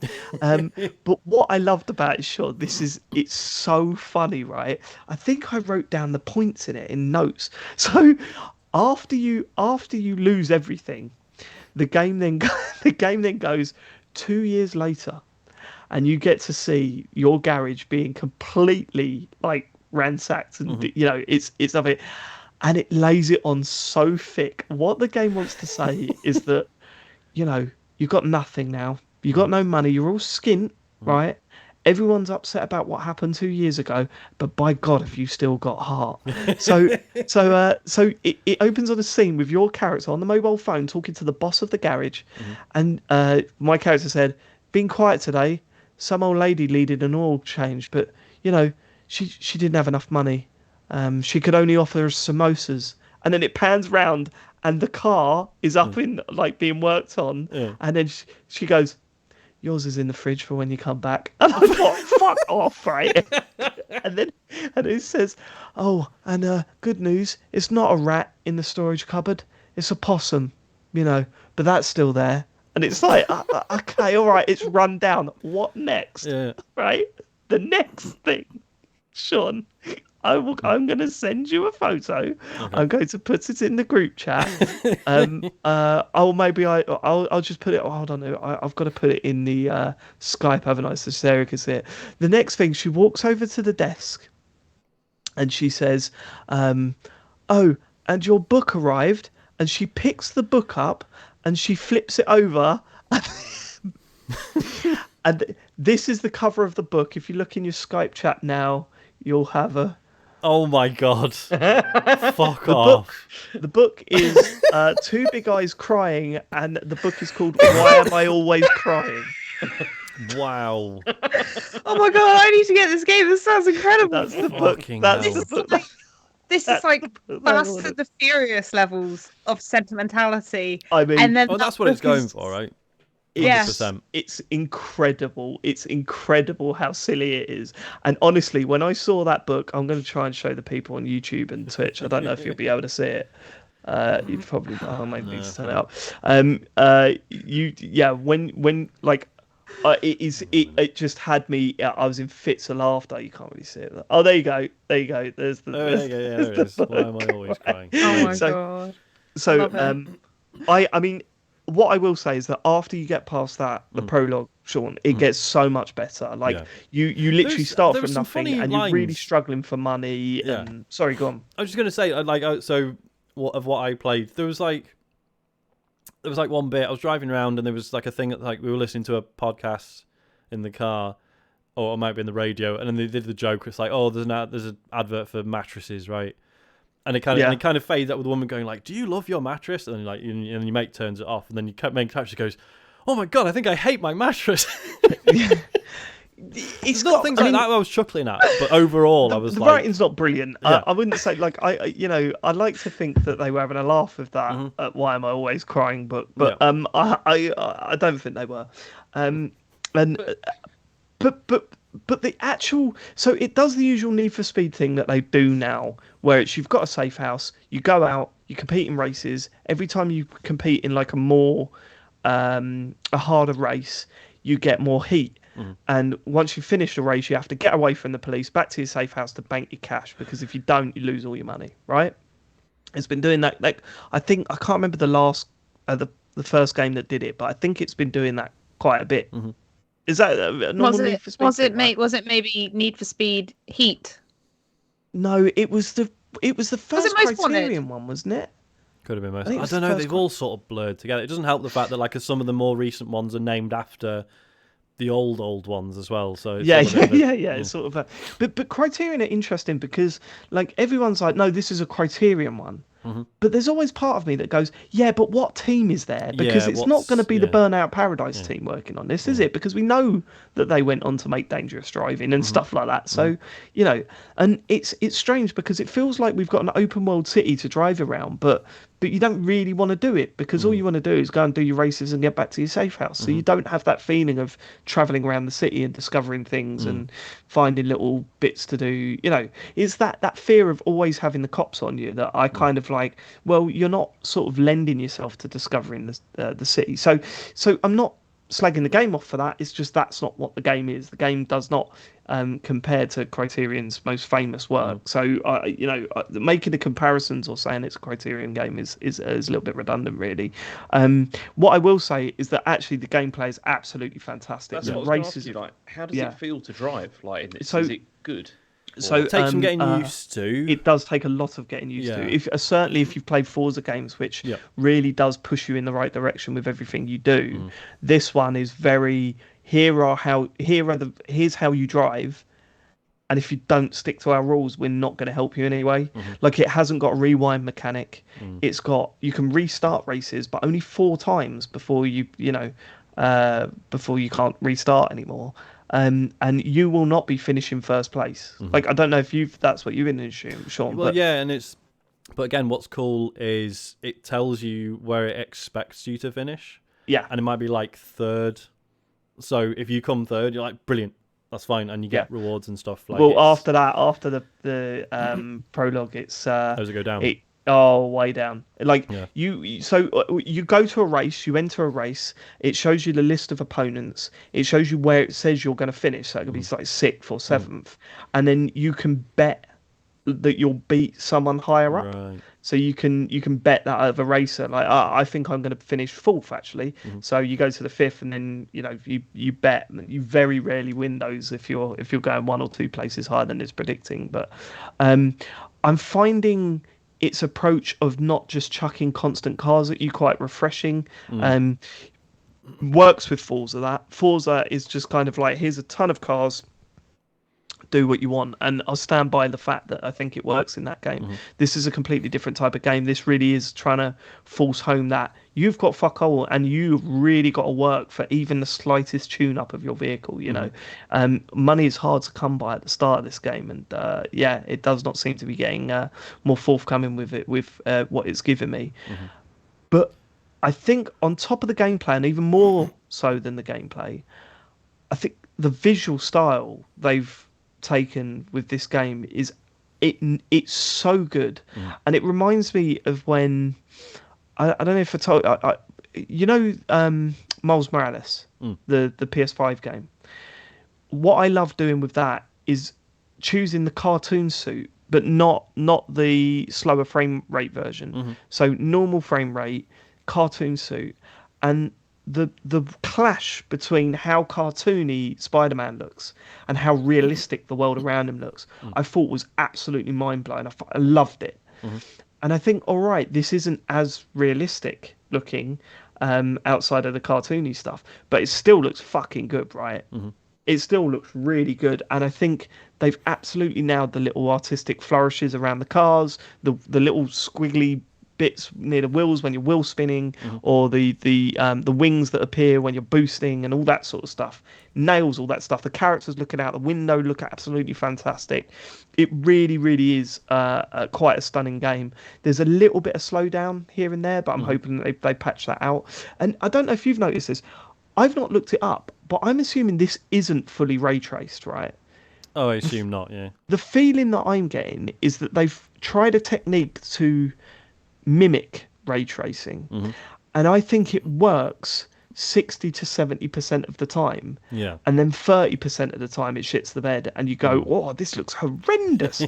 I can't see the road, like the road has disappeared, it looks like it's glitching.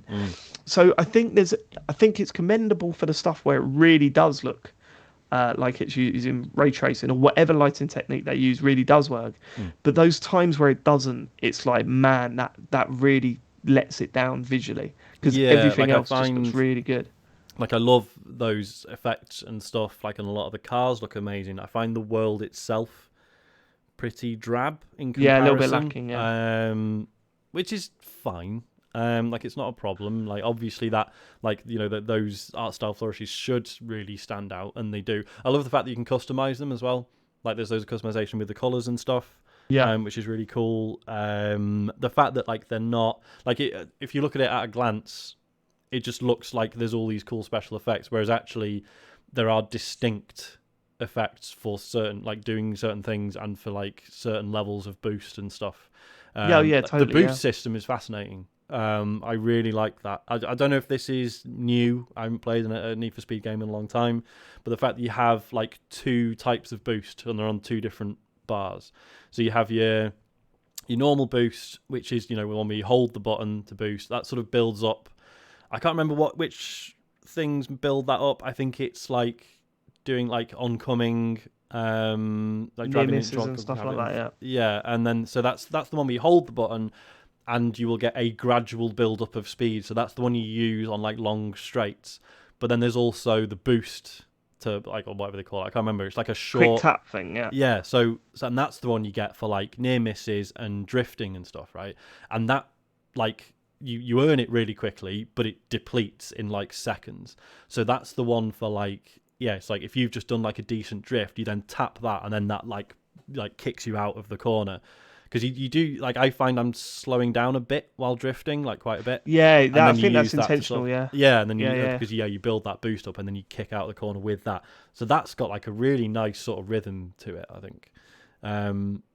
It's really good. Like I was saying, it does take getting used to the weight of the cars. I mean, I started with the Charger, which I knew would be, like, a heavier one. Why would you choose that over a Lambo? Because I like Chargers. I think they're cool. Yeah, but Lambo. It's Dom Toretto's car. Why would you choose anything else? Lambo. So I knew it was going to be a bit heavier, but like coming from Forza Horizon, it was like, oh my god, this really takes some getting used to. I was just slamming into stuff constantly at first, but what you said about the story does actually sound quite interesting. I'll definitely go back. Yeah, I'm surprised you didn't make it that far because it changes quite a lot after that. Well, quite a lot, I guess. It changes. Well, it sounds like there's a degree of self-awareness which I wasn't picking up on when I the bit that I played. I don't know if it is self-awareness. Okay. That's what worries me. When I'm also seeing that, probably I don't think they didn't are. help. I couldn't make a character that looked like me, so I made him look like Ronald McDonald instead. So I wasn't really taking The female characters in this game are way cooler than the male ones. Yeah, I'll just make a female character. I switched it, and you can change that at any time as well. Can you? You don't Cool. have to restart. Yeah, you can Nice. just change your character. Good. Pro tip: just the little bits like when you finish a race and then the camera goes up to the side of the car and you see the little cartoon characters sticking their head out of the realistic looking car. Yeah. It's just so cool. I fucking love it visually. Do the police chases after the races, do they get more exciting? Because they've just been a bit of a nuisance so far. Yeah, but obviously they're a piece of piss as well, but they're just annoying. But it's fine. It's part of the game, isn't it? Like you get to the end of a thing, and you can lose them and then go straight to another race before going back. Keep building up that way, which is fine. Because it has like a day and night cycle. So when you go back to your garage, all of the events that were available at that portion of the day, think of it like Deathloop, really. All of the events that were available at that time of the day, they disappear, right? And they sort of refresh, and you don't lose your heat until the next day. So I'm absolutely loving it. Yeah. I really shouldn't buy it. I'm tempted. I'm gonna rinse the trial first just to make sure, but it might be a Christmas game for me. Just quickly, I know we've talked about this for way too long now, but isn't it weird how this just sort of snuck out? Like, everyone knew it was coming. Like I say, there was some buzz around like the trailers and stuff. But everyone seems to, like, it's just been on Twitter. Everyone's been like, "Oh, apparently this is out." Like, just been zero. I had no idea. It feels like it's the yearly release, isn't it? It's we're used to it. It feels like the trailer only came out like a month ago. Yeah, for sure. Very strange. So that's that. The other game I've been playing this week is Somerville, which I'm surprised none of us have played. Yeah, I've never even heard of it. We were all excited about this one, but I should get on this. It's only a short one, right? This is similar to like Limbo style game, right? It's made by one of the people that worked on Limbo, right? Is that right? I think so, yeah. It's a fascinating game. Yeah. So I've only played about an hour. Mm-hmm. I intend to finish it. It's only about 3.5 hours long, apparently. Mm-hmm. I was absolutely blown away by the intro to it. Mm-hmm. I think Matt Murray, who will be listening to this, don't look into what it is. Go and play that intro because this is your thing. But then it might get a little bit too scary for you after that. Is it spooky? No. Okay. But there's some chase. There's some weird chasing. Is it just that Matt's a wimp? Oh God, no! I'm more of a wimp than Matt, 100%. But Matt doesn't like chasing, and there's a bit of chasing in this. No, he doesn't mind chasing. He doesn't like being chased. That's right. Does he like he loves chasing. First being the chaser. Yeah. When we played our game of Kiss Chase at TCGS Con late that night. No, I mean it's a side-scrolling puzzle game that I think I want to love more than I do, not because I think in terms of atmosphere, it's absolutely incredible, right? And some of the stuff that it does and the intrigue that it sets up at the start is absolutely bang on. It's gripping and thrilling, and I love it. Like, totally. Like, the music's incredible. Some of the designs of your threats that you're coming across, that's incredible. Like it blows me away. Its biggest problem is it's a puzzle game that doesn't know how to convey to a player what they should be doing. Like, and that has been constant. Like, it happens in the first 5 minutes of the game. I'm like, I don't know what the game wants me to do or where it wants me to go here. This is mad. It's mad how open it is, and it's letting me go anywhere, but I don't know where it wants me to go to progress the story. And then it happens 5 minutes later and 5 minutes later, and I'm literally going to I've got a video of the full playthrough, and the moment I get frustrated with it, I just look at that, because it's not like, if it was a situation where I'm going, I'm not brainy enough for this, you know, then I'll probably stop playing it. But I'm just going, there's no way I would get that. Like, it's not there's no way that I would get that. It's more like, I don't even know what you're trying to get me to do. Like, there was a bit in it that I was really stuck on, and I was like, I went down this path and I saw one of these little things that you interact with every now and then, and it was doing something, and I was trying to do it back, and I'm going, I don't know what I'm supposed to be doing. I'm here for ages. I'm trying every combination of everything to try and see what happens. Nothing's happening. It keeps doing the same thing. So then I went to my little walkthrough video, and they just walked past that path. It wasn't even in the main part of the game. And I was just like, there was no indication that this wasn't the way to go. Yeah. Like, there's no, communication with the player is out of the window on this one. It sounds a bit like the frustrations we had with Far Changing Tides, right? I just found that one boring. Okay. It was really boring. I just felt that, like, especially compared to the first one, there were just all these little moments of friction where I was just like, what do you fucking want? Right. Like, that's right. There's a lot of that in this. I mean, the opening bit where you're controlling a toddler, I was like, what are you getting me to do here? I hope that improves. Like, I hope there's a point where it starts to click and I start to read the language of the game, because everything else it does is incredible. Like, it looks and feels incredible. In terms of atmosphere, James, play it. It's on Game Pass. Whack your headphones up. Just be prepared to just look up the answers to everything. See, this is because the thing is I was interested in this, and then the reviews for it were very mixed, as in basically saying what you've said. You know, like there was people were saying you saying that I'm nicking of basically, yeah.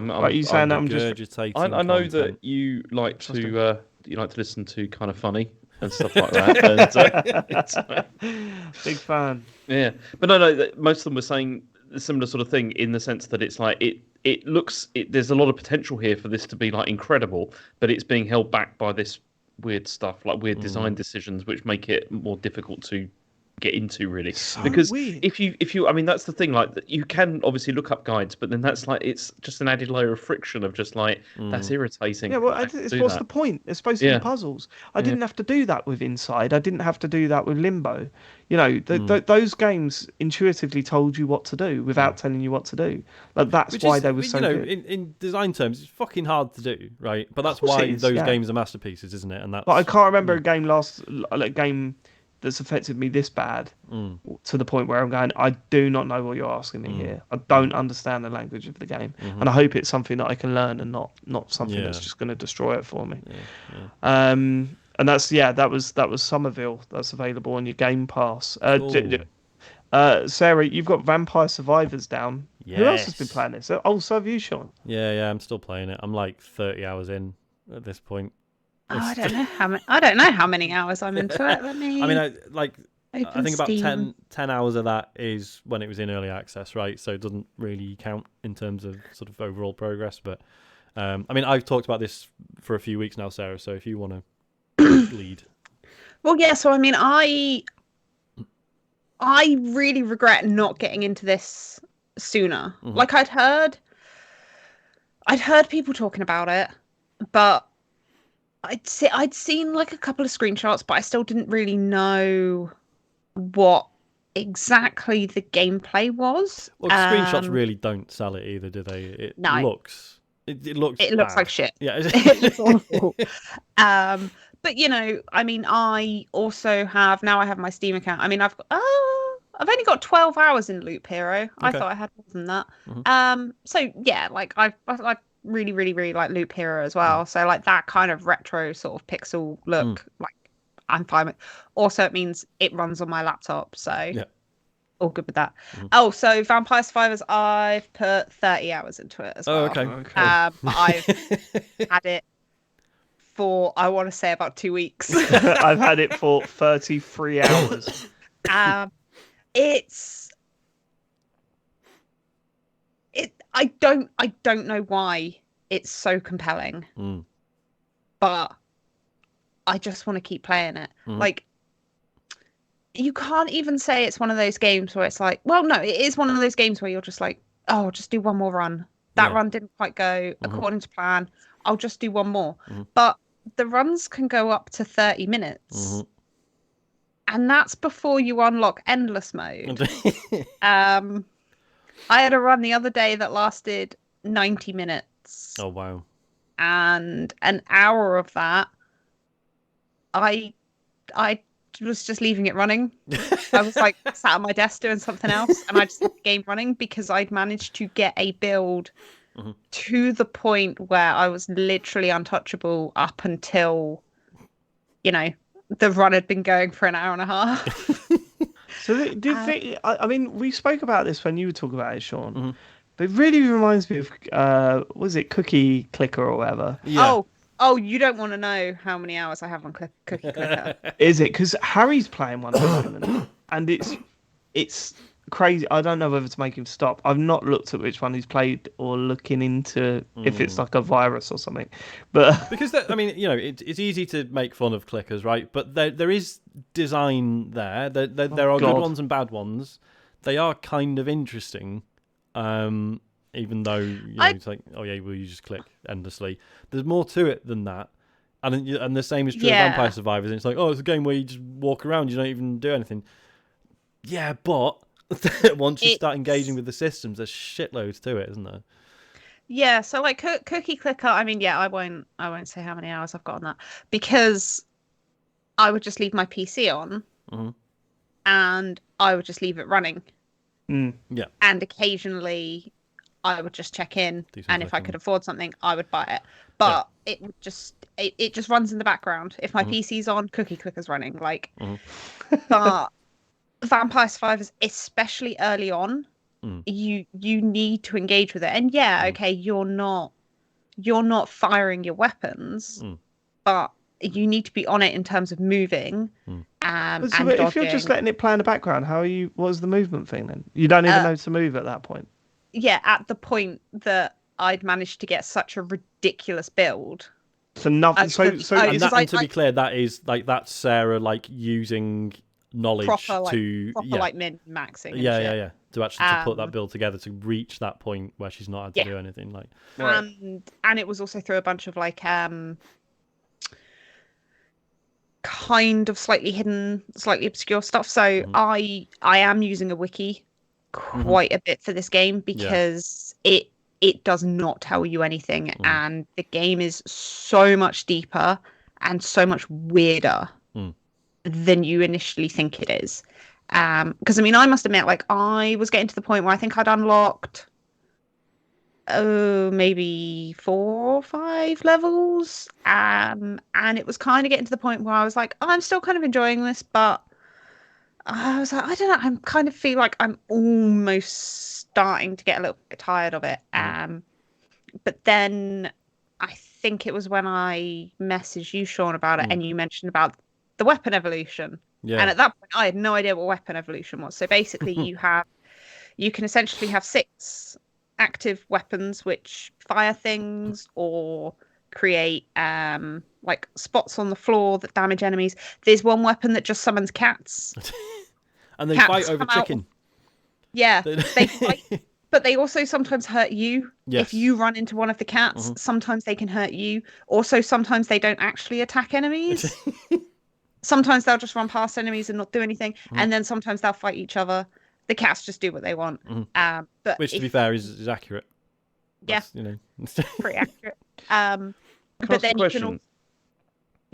So, okay, you got to the stage where you didn't have to even play this game. Is this the point of the game, to get to the stage where you don't even have to play it anymore? You just leave it?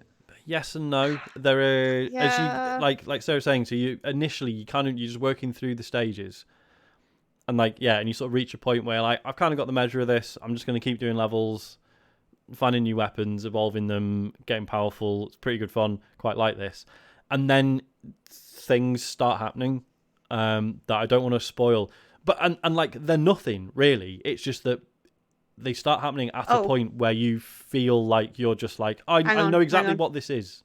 Go on, Sarah, sorry. Yeah. My Audacity has stopped. Ooh. Because apparently my laptop has run out of space. Oh, interesting. Oh. When did you notice when it stopped? It has stopped at bang on the 2-hour mark. Okay. All right, so 5 minutes back. So 5 minutes ago. Yeah. So Right, so we all stop and export. Yeah. And Okay. then... Yeah, I'm gonna have to. What the hell have I got on here? Just uninstall World of Warcraft. It's fine. I haven't got World of Warcraft on this laptop. Oh, is this a different one? Okay. But I can definitely go through and delete a shitload of stuff and then just What number save was this? it. What were we on? Is this 3:30? 3:30, yeah. I don't know. 3:30, yeah. Yes, say yes.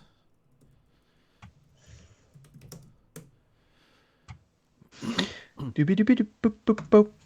Ah.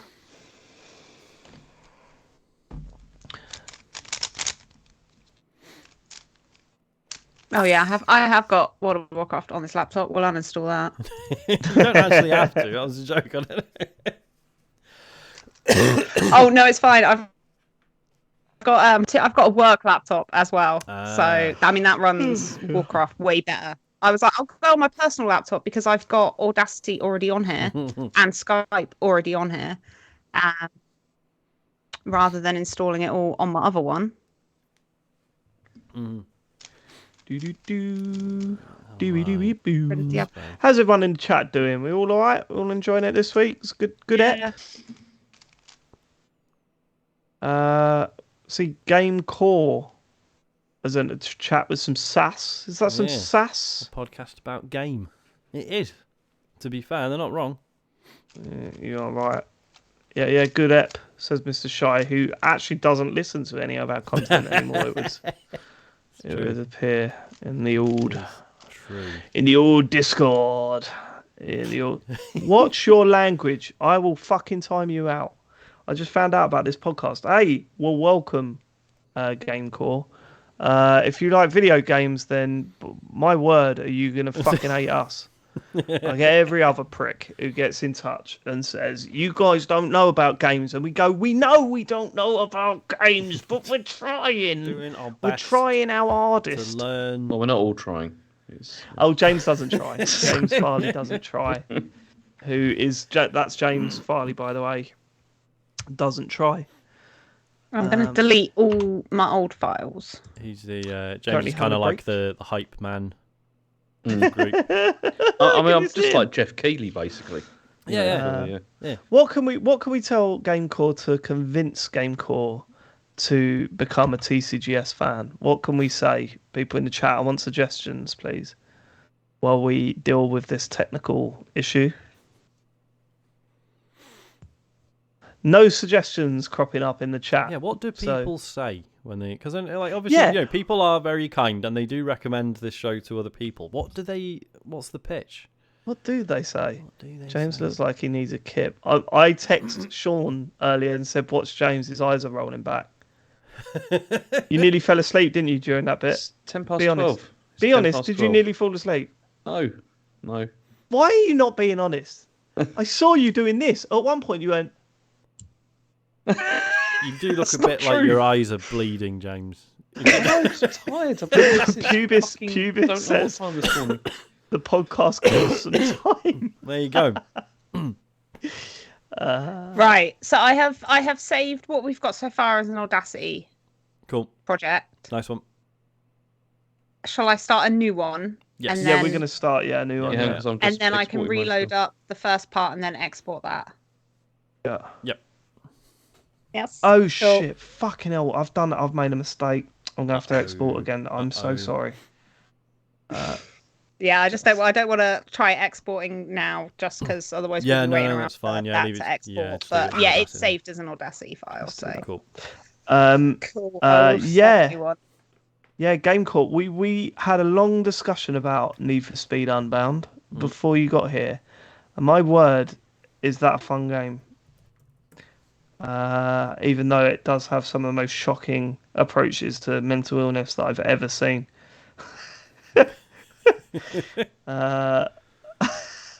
Why am I always crying? What was the name of the book? Why am I always crying? David 331. Oh, I'm doing it again, you knobhead. What are you doing? I'm forgetting to put the filter on so that otherwise it will just sound shit. Dave 331. Okay, that's exporting again. Sorry, won't be long. Won't be long. No worries. Cool. He loved it. Yeah, I think it's brilliant. Even with these weird cartoonish art style. Yeah, I love it. I love. Yeah, I love how that stuff sort of sits alongside the realistic thing. See, we've already lost a listener. Yeah. Just coming. We've just gained one. We just lost one within the space of about half an hour. Shame. Shame. Look at James. What? I love you, mate. Yeah. Yeah. You're my favourites. Dave auto-tunes his exports. I was like, oh, I do. Yeah, no, I put a noise gate on it because, mics always pick up like really horrible sounds in the background and that, and I just want to get rid of them.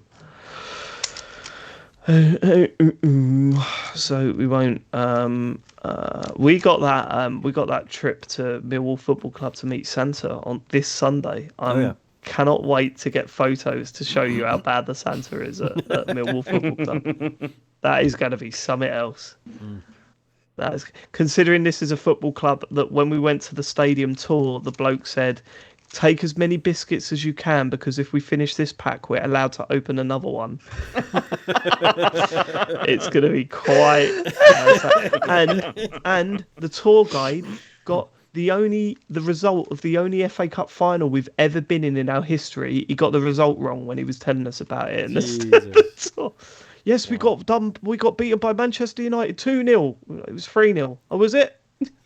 Fucking hell. Do you want to come for a visit to Bromley Football Club? Yeah, they're Who the fuck? pub Sorry, I don't know if you can hear that. looks really nice. Someone's setting off fucking fireworks. Is it new? Oh What the yeah. fuck? Is it Isaac? I don't think so. Oh no, yeah, no, I can hear it. Yeah. Bromley Football Club, yeah, they've just done one of the stands up, haven't they? Yeah, it looks really nice, and like the whole like bar supporters pub thing, it looks really nice. There we go. It's a good place to have functions. It is, Love a yes. function. Was that? Said a love a function. So who doesn't? I don't. Oh, of course you don't. What am I doing here? What am I doing here? Sorry, we're nearly done. It's just exploring.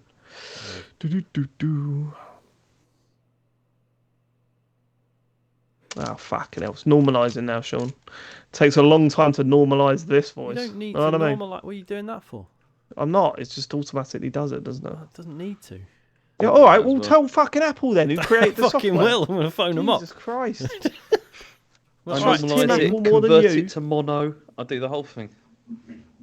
Oh, I don't convert to mono. I know. I do because otherwise I get snarky comments about it. So I was got a bottle to give me a snark. Look at that. Done. Done one of them for ages. There he is. Look at that. You're right, Dave. Tired. Yeah. Some of us can switch it on when we need to. Right. You ready? fuck off.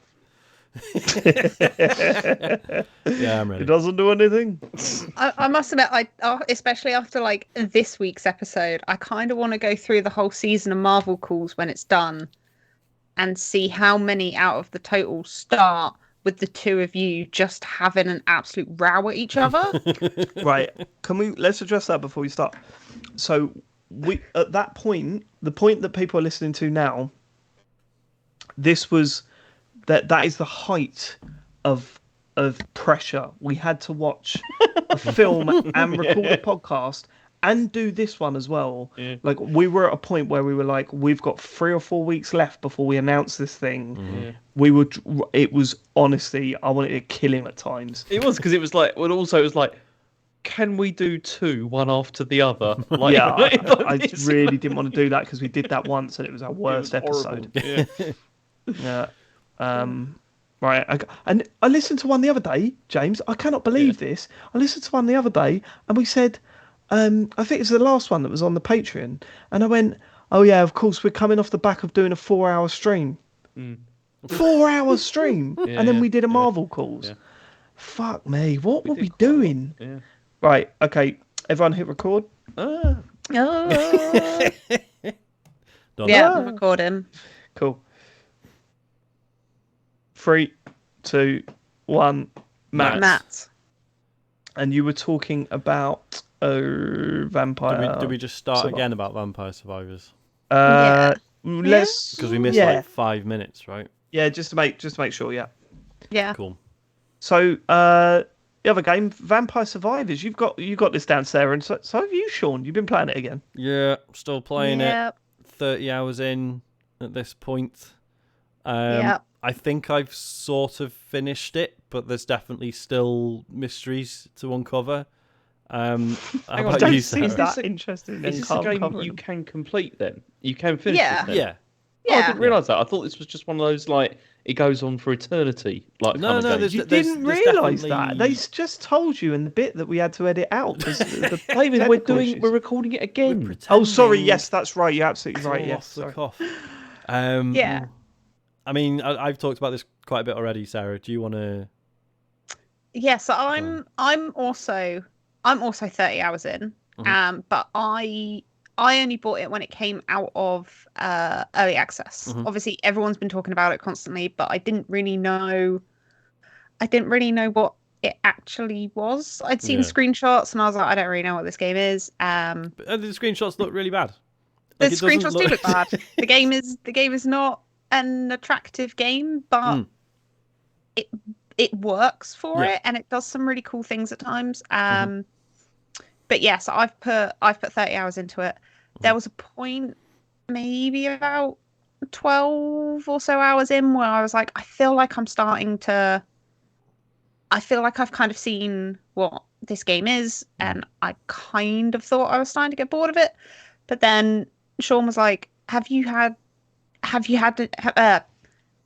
done any of the weapon evolutions yet? And I was like, what the hell are weapon evolutions? And so that's a whole new mechanic, because basically, you can have six active weapons that obviously fire and do their thing. And then you can have potentially an unlimited number of like kind of secondary items which just give you buffs, or at some point you can get ones which actually make the run harder for you. And basically, if you have an active weapon and its corresponding like passive item, and you get the active weapon up to maximum, and then you defeat one of the bosses that spawns, and then you open the chest, you get the evolved version of that weapon. It's basically way more powerful.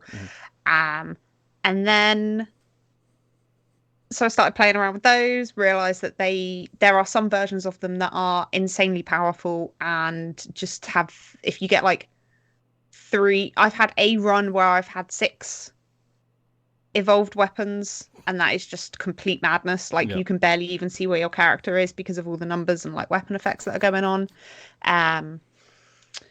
And then I can't remember who it was. It might have been Sean, it might have been someone else. Someone mentioned Arcanas, and I was like, that's a whole nother mechanic again that I realized that there is to do in this game. Are they there all the time and you're realizing how to use them, or do they unlock? They unlock. Yeah. So there is a screen which does show you all of the unlocks and how to get them, but it's kind of vague that some of them. So like I am using a wiki, because you kind of need to. Yeah. Like so some of the unlocks are fairly self-explanatory. Like it'll be get this weapon to this level, survive this long with this character, survive this long in this level. Right. Then the game starts to get very weird. Very weird. There's one level where if you survive 30 minutes, the screen goes black. And I'm going to stop it there because it's so weird. Yeah. And then there's some other stuff which is even weirder. There's also like even kind of quite early on, you kind of get the feeling like the game's got a very strange sense of humor to it. Yeah. So there is, I think Sean, you might have mentioned the character that's basically a Bayonetta ripoff. Yep. And she has music that sounds like it's from Bayonetta. Yeah. Also as well, the soundtrack is absolutely banging, and yes. I need to buy the soundtrack on Steam because the soundtrack absolutely slaps. It's so good. Have you gone into the bestiary and you can like there's all the descriptions of all the enemies and stuff? No. And some of them like none of them are like haha this is hilarious. It's all just I don't know like they're almost like slightly sarcastic. Some of them. Yeah. And then it'll be like the entry for like the bats. It's just like these aren't monsters. They're not magical. They're just bats. Yeah, you can. Like that. Oh, okay. Yeah, like you can very much tell that it's been a very, very small team. Yeah, and a lot of the copy and a lot of the writing, like you can tell that like they weren't trying to be smart. They weren't trying to be funny. They weren't trying to be smart with it. Yeah. But they also weren't really trying to do anything particularly creative. They were like, they're just bats. Like, whatever. They've just not taken it particularly seriously in terms of the tone of it.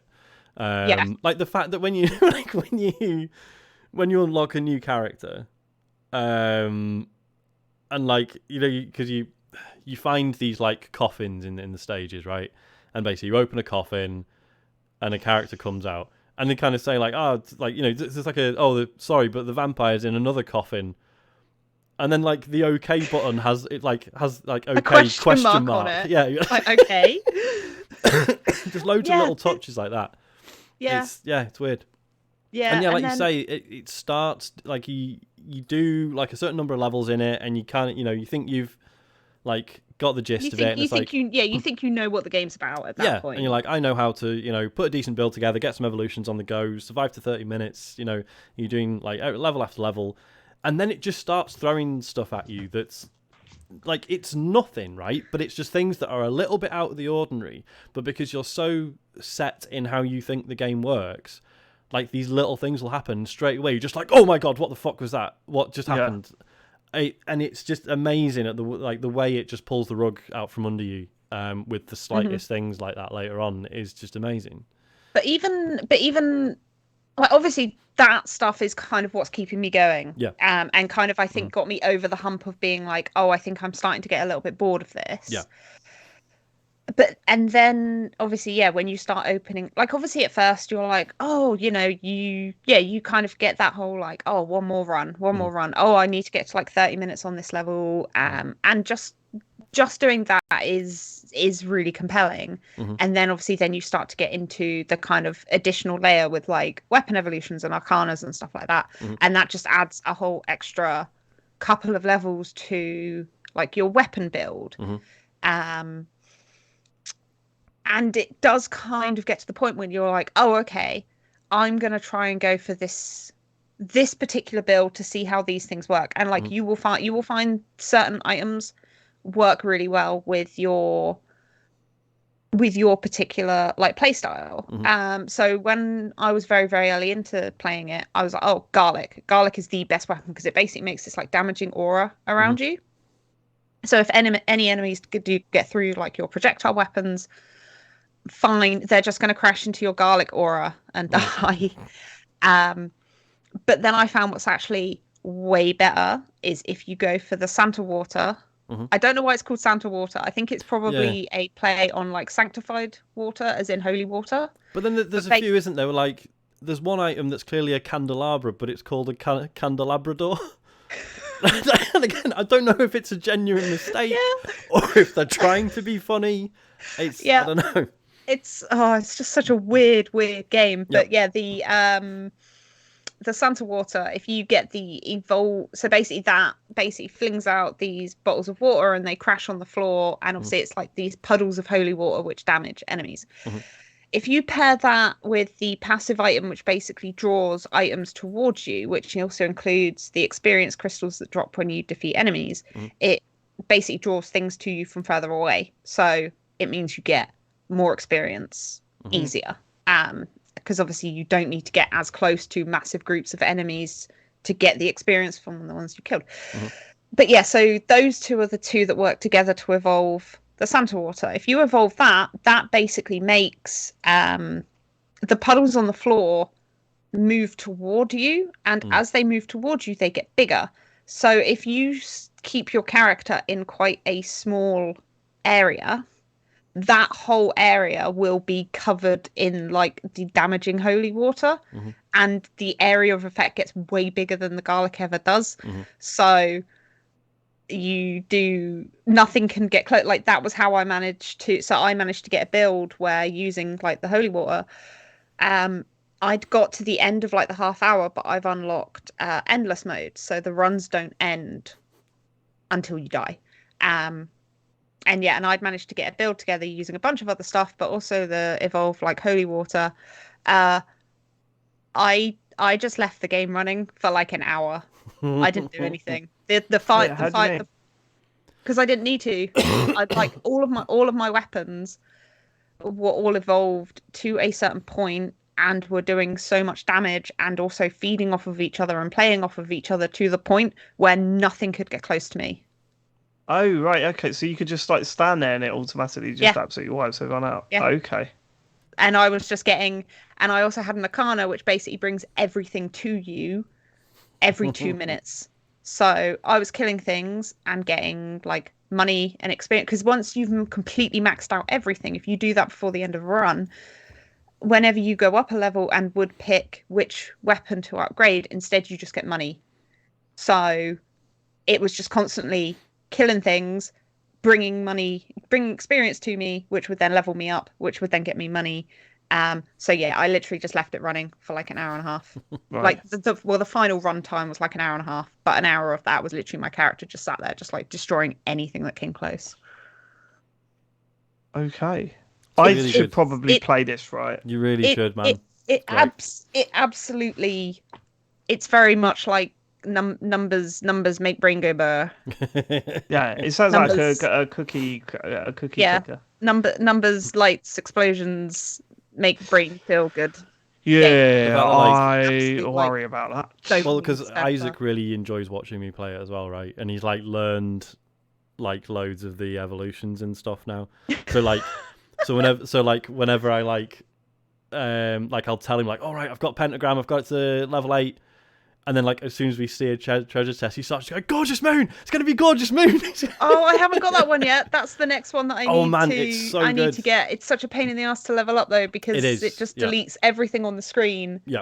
Which also includes all of the experience. Yeah. But yeah, it's well worth doing. And just the fact the evolution's called Gorgeous Moon is a little fucking and it looks, and the icon for it looks like the Sailor Moon compact that she uses to turn into Sailor Moon. Yeah. That's where the reference. Yeah, so much in this game is a reference to pop culture. Like I think there's an enemy or a character that's a JoJo's Bizarre Adventure reference. Really? Okay. Yes. There's a dog is a playable character. That's wild. There's a weapon that just summons cats out of portals, but the cats won't. They will run around, and sometimes they'll attack enemies. Sometimes they'll attack you. Sometimes they'll attack each other. They just do what they want. Sometimes they'll pick up items for you, but basically it just summons cats and they just do what they want. I thought they didn't. I didn't know they picked up the items for you. I thought they nicked them. I thought like when there's chicken on the ground, they start fighting over it, and that's just that they consume the chicken. You don't get the chicken. I thought they just fought each other if they like knocked into each other. Oh, maybe. I'm not sure. But the cloud of dust that they kick up when they fight that bounces enemies. Yes. It's and all like. It's £3. And If it's On on any- Game Pass. That Yeah. and it's on Game Pass, like that. And I mean, if you pick it up on PC, like it runs on pretty much anything because it is Yeah. also as well is like it kind of needs to be a kind of slightly bad looking pixel game because the amount of stuff that is going on Yep. on screen from like I finished runs where like my total number of enemies killed is like 90,000. Yeah, like plus, if you are not causing this game to slow down, then you're not playing it properly. Right. Like there should be dropped frames yeah. at some point. yeah. Like It's Well, like I mean, they're I putting never in noticed. all the proximity mines in the lift in Goldeneye. Are we talking that? But I mean, if the game looked any better than it did, it would just crash. Yep. Yeah. There it is really no way it struggled. would be stable. Yeah. You still with us, James? Yeah. Well, listen, there's only one more game to talk about before we get on to questions. I'll be brief, right? This is what I was saying earlier. I've only put this in purely because, like, this is our last opportunity to talk about new games we've played this year. No, it isn't. We could play it next. I what, thought next we week? usually skip what we've been playing next week. Oh, do we really? I Yeah, can't so remember. That's when we do the Okay. draft. No, We don't just talk about the draft. No, we do the draft, then we do what you've been playing. Sean, you don't have to talk about this week. It's fine. You can talk about this week. I think James is making shit up. It's I think not, he's we right, do it. actually. I think we right. still do what you've been playing. All right, fine. Yeah. All right, I'll shelve it. Next week's fine. I think we dropped the news. I'm going to have to listen back. Are you going to shelve it? I'm happy to shelve it if I get to talk about it next week. Yeah, Okay. I promise you can, Sean. Thanks, yeah, it's James. fine. Yeah. Fucking hell, Oh, but James. That's next, cast week, iron. next week you'll have there'll be news next week because you got the Game Awards. Yeah, James. Oh Will my there. God. But Will there, come on. What It's a like- it's- We'll find out, won't we? Should we get to questions Right, then? yeah, a couple of quick ones. Cheesy Nose. Oh, sorry, if you want to send us a question, go to tcgs.co/dear TCGS. Hopefully we won't, brush past them like we're about to with half of the ones we got this week. Cheesy Nose says you can currently get skins of Messi, Pogba and Neymar in Modern Warfare 2 as part of a World Cup promotion. None of these interest me. What former football player would you like to shoot up the battlefield as? Mine would be Neil Ruddock, brackets, current physique. Stefan Meerhofer, which was a striker for Millwall that no one knew of when they signed him, and no one knew of when he left the club either, because he was absolutely shocking. And I don't know what happened there. Either that, or it's got to be Heskey, right? Heskey. Everyone loved Heskey, even though he was a bit shit. Everyone loved Heskey. I don't think that I was such a know weird any. era, wasn't it? I don't know any funny ex-footballers that would be funny to reference. Oh no, it has to be Paul Gascoigne, but in his dressing God. gown with the fishing rod and the chicken and There's still copious part amounts of of me, cocaine. right, that goes, Paul Gascoigne's tragic story, but all the stuff is, well, not all the stuff. Some of it's really, really tragic. The guy when he turned up with the fishing rod Yeah. and that? Have you not heard him talk about? Yeah, I have. Yeah, Oh, go on. yeah. It's just not really fit for He was basically just off off his his face. mind. yeah. He Okay. drunk like a bottle of whiskey and Decided he Yeah. could help. yeah. Fair A enough. lot But I of just other want to stuff hug him because as he well. scored that goal against Scotland. It's sad, isn't it? That goal. That's all Yeah. of the Close to the mic, Scottish listers gone. Closer to the mic, James. Yeah, that was some goal. That Okay. was, yeah. Thanks, Who James. would be your choice, James? It's really difficult because I was thinking about this, and I was just thinking because I'm thinking back to like Chelsea players from the past. Joe But the- True Blue. Exactly, that's the problem. But every single one of them there's like a problematic, like Yeah. in various ways that make it. Chelsea, isn't they?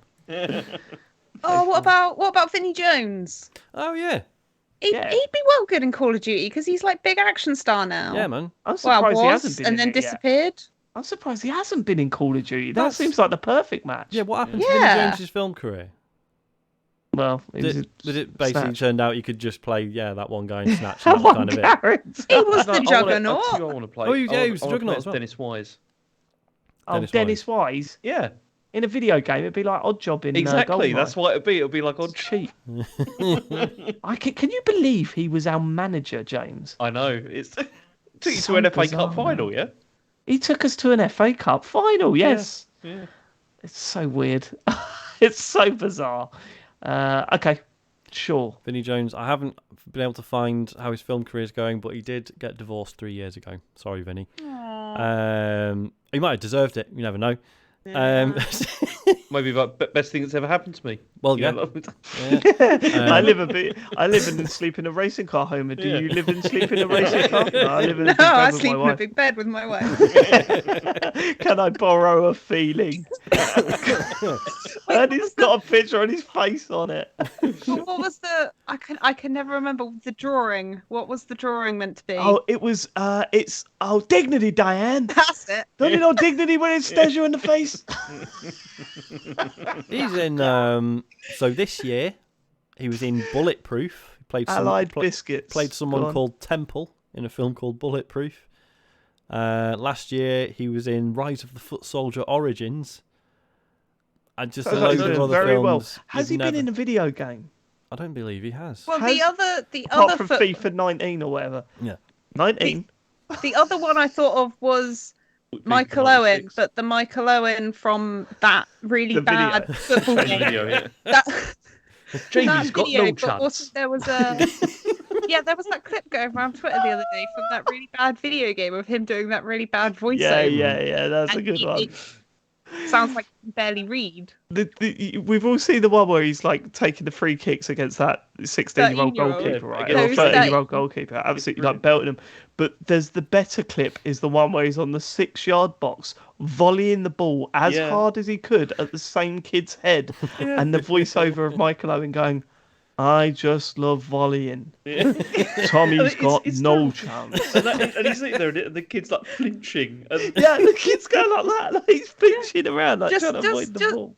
Just imagine playing Warzone and as you're shooting, there's that voice clip Yeah, playing. yeah. It'd be- What was his it'd be famous incredible. quote about films? Have you heard about this? Michael yeah, Owen. because he's only films watched quote. like 3 films in his life or something. Yeah. 'Cause he says that films are I rubbish. don't watch films. I just can't get into them. It's very boring, but I don't watch films. I think I've seen about 5 in my life. I just can't get into them. There's also the Dubai helicopter thing that's always worth a look because that's incredible. Oh, yeah. Here's That the you did. Oh yeah, that was quite funny. That reminds me of, and we will not name them, James. We will not name them. But do you remember when mutual friends of ours once told us, "I don't listen to music. I don't like it."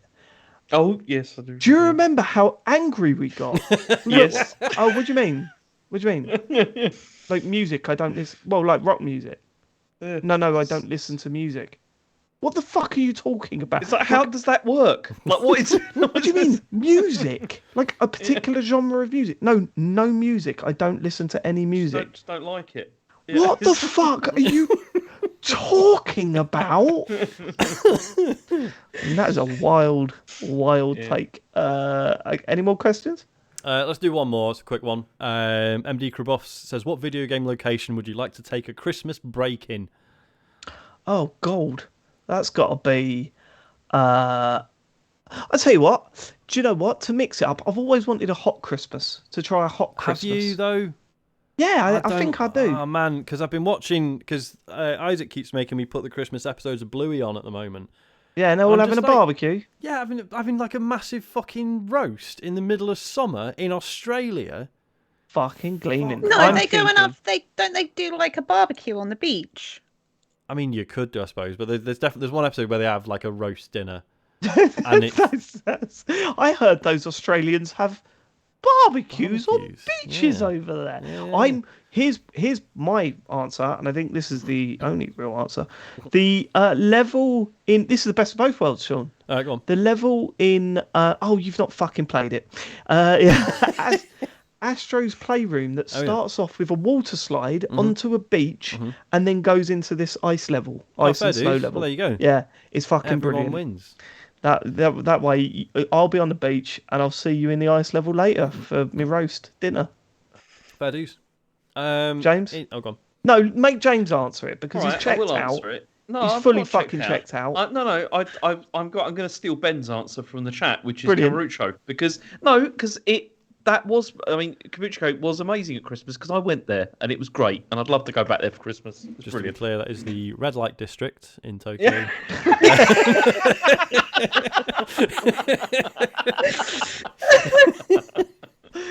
Sean, sorry. I you went had there during to- the day. So, yeah. Let's go back at night. Doesn't make any difference, does it? I don't know how these things work. You clearly do. In Fable 2, you remember the demon doors in Fable? I do remember the demon And there was doors. special ways to unlock them. It was behind one of those, I believe. And there's just this. It's this one, where it's just this beautiful sort of wintry, snow everywhere. It's like nighttime, and there's this path towards this like big house, and it's all like really nicely lit. I remember. Oh, is this the one with the great? Is this the one that was dedicated to one of the members of the team? that Oh passed no, on? that's a different one. Right. Okay. That is also very cool and obviously sad, Yeah. and not Christmassy. But I mean, what happens is you get to the house and it turns out it's like haunted and shit, and it all goes a bit horrible. But before that, it's really nice and Christmassy and cozy. So I'll pick that. Okay. Sarah. I think if it has to be like, my first thought was somewhere, like kind of Christmassy and festive and wintry. So obviously, because I've been playing it a lot, it's on my mind. Dalaran, but the one that's in Northrend. So it's basically this floating city above this is Crystal Song Forest, I think it's called. And it's all like wintry and snowy, but all the trees are made out of like pink crystals, and it's very, very pretty and crystally. And it's also not that dangerous compared to other areas in Northrend. So, you're not going to die by zombies. But then I thought, no, actually, a warm, summery, tropical Christmas, escaping all the shit and cold actually sounds really good. So I was like, just wherever it is that they do Dead or Alive beach volleyball. Yes, mate. Just the beach and a can I pool, come? and that's kind of all I want Zack right now. Island, I believe it was called. Island, Yeah, called there. Zack I Island. want to go there. That's the thing, isn't it? With like when you see like cozy wintry things, it's an illusion, isn't it? Because winter is not it's pleasant. fucking freezing. That's the whole It's point. horrible. Is that It's bullshit. It's Yeah, the and, government like- feeding you this lie. Yeah, and like creating like a nice sort of wintry place in a game is actually not that easy, because it's really hard for it to not just be bleak. Like it's like, remember when it last what was it, a couple of years ago? I did like that series of Christmas streams, and I did one That's right. that was in Red Dead 2, and I was like, yeah, it'd be cool because I'll stay up in the mountains and it's all snowy and stuff. It's like, no, it was just grim. It's just really like depressing and bleak for most of it. Like, it just wasn't nice at all. But yeah. Merry Christmas. Is that it for the questions? That is it for the. I mean, there are more obviously, but I think James might die if we don't end this in the next 5 minutes. So 20-1. yeah, no, it's fair enough, mate. I'm You not moved having a over go. there, James. You chose this life. I didn't choose the podcast life; it chose me. Go Go on, James. You doing the socials?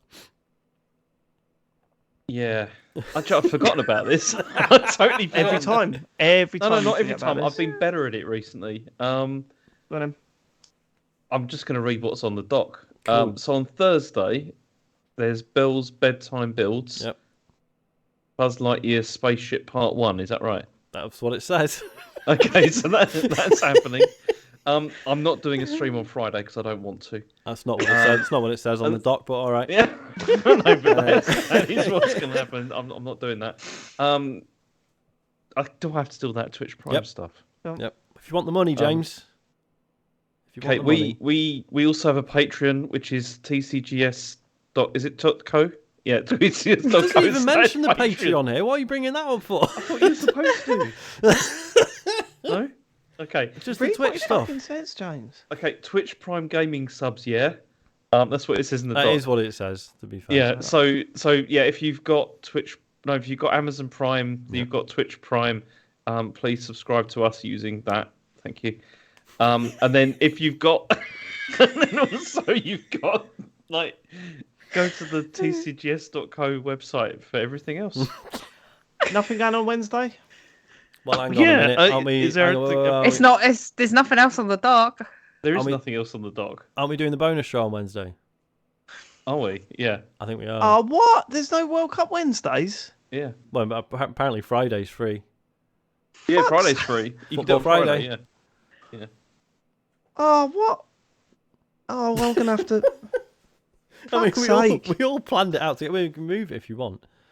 No, that's all right. I might do World Cup Fridays then. I think we're also doing the £8.50 plus Patreon stuff on Saturday, but we haven't really decided what that is. I thought it was Sunday. That's what. Is it Sunday? Sorry, it's Sunday. No, you're right. It's Sunday. It's Sunday. It's Sunday. Yeah, thank God we're not doing it Saturday. Fucking England are playing France. Sorry, yes, Sunday. I think we talked about doing a Christmas quiz. I don't know if I'm going to have time to write one. Fuck. So it might end up being GTA again if that's not a massive imposition on the rest of There's you. got to be or another we do game a we can talks play. over or something. We could do a Yeah. talks Talks over. over would be I did good. have I've another missed them. idea, but we'll discuss it privately. Softcore pornography. I mean, is We've that already done the obvious? Game Master Gore special. Yeah. Oh yeah, I forgot about that. We've already done that. We've already done that. It's got to be something Christmassy, right? Yes. I had an idea for something Christmassy, but I'll save it in case it's a shit idea, and I won't embarrass myself in public with it. Cool. Well, thank you so much for joining us, Sarah. You're very welcome. Apologies for me running out of hard drive space. Right, it happens. And we'll catch you next week. Thanks for living it. It's the draft next week. It's the fucking draft. Oh, God. What are we gonna do? Oh, What are we gonna scared. fucking we're do? gonna pull names out of our asses, and then we're gonna argue about them. Yeah. Goodbye, Yvonne. Cool. Bye. Bye.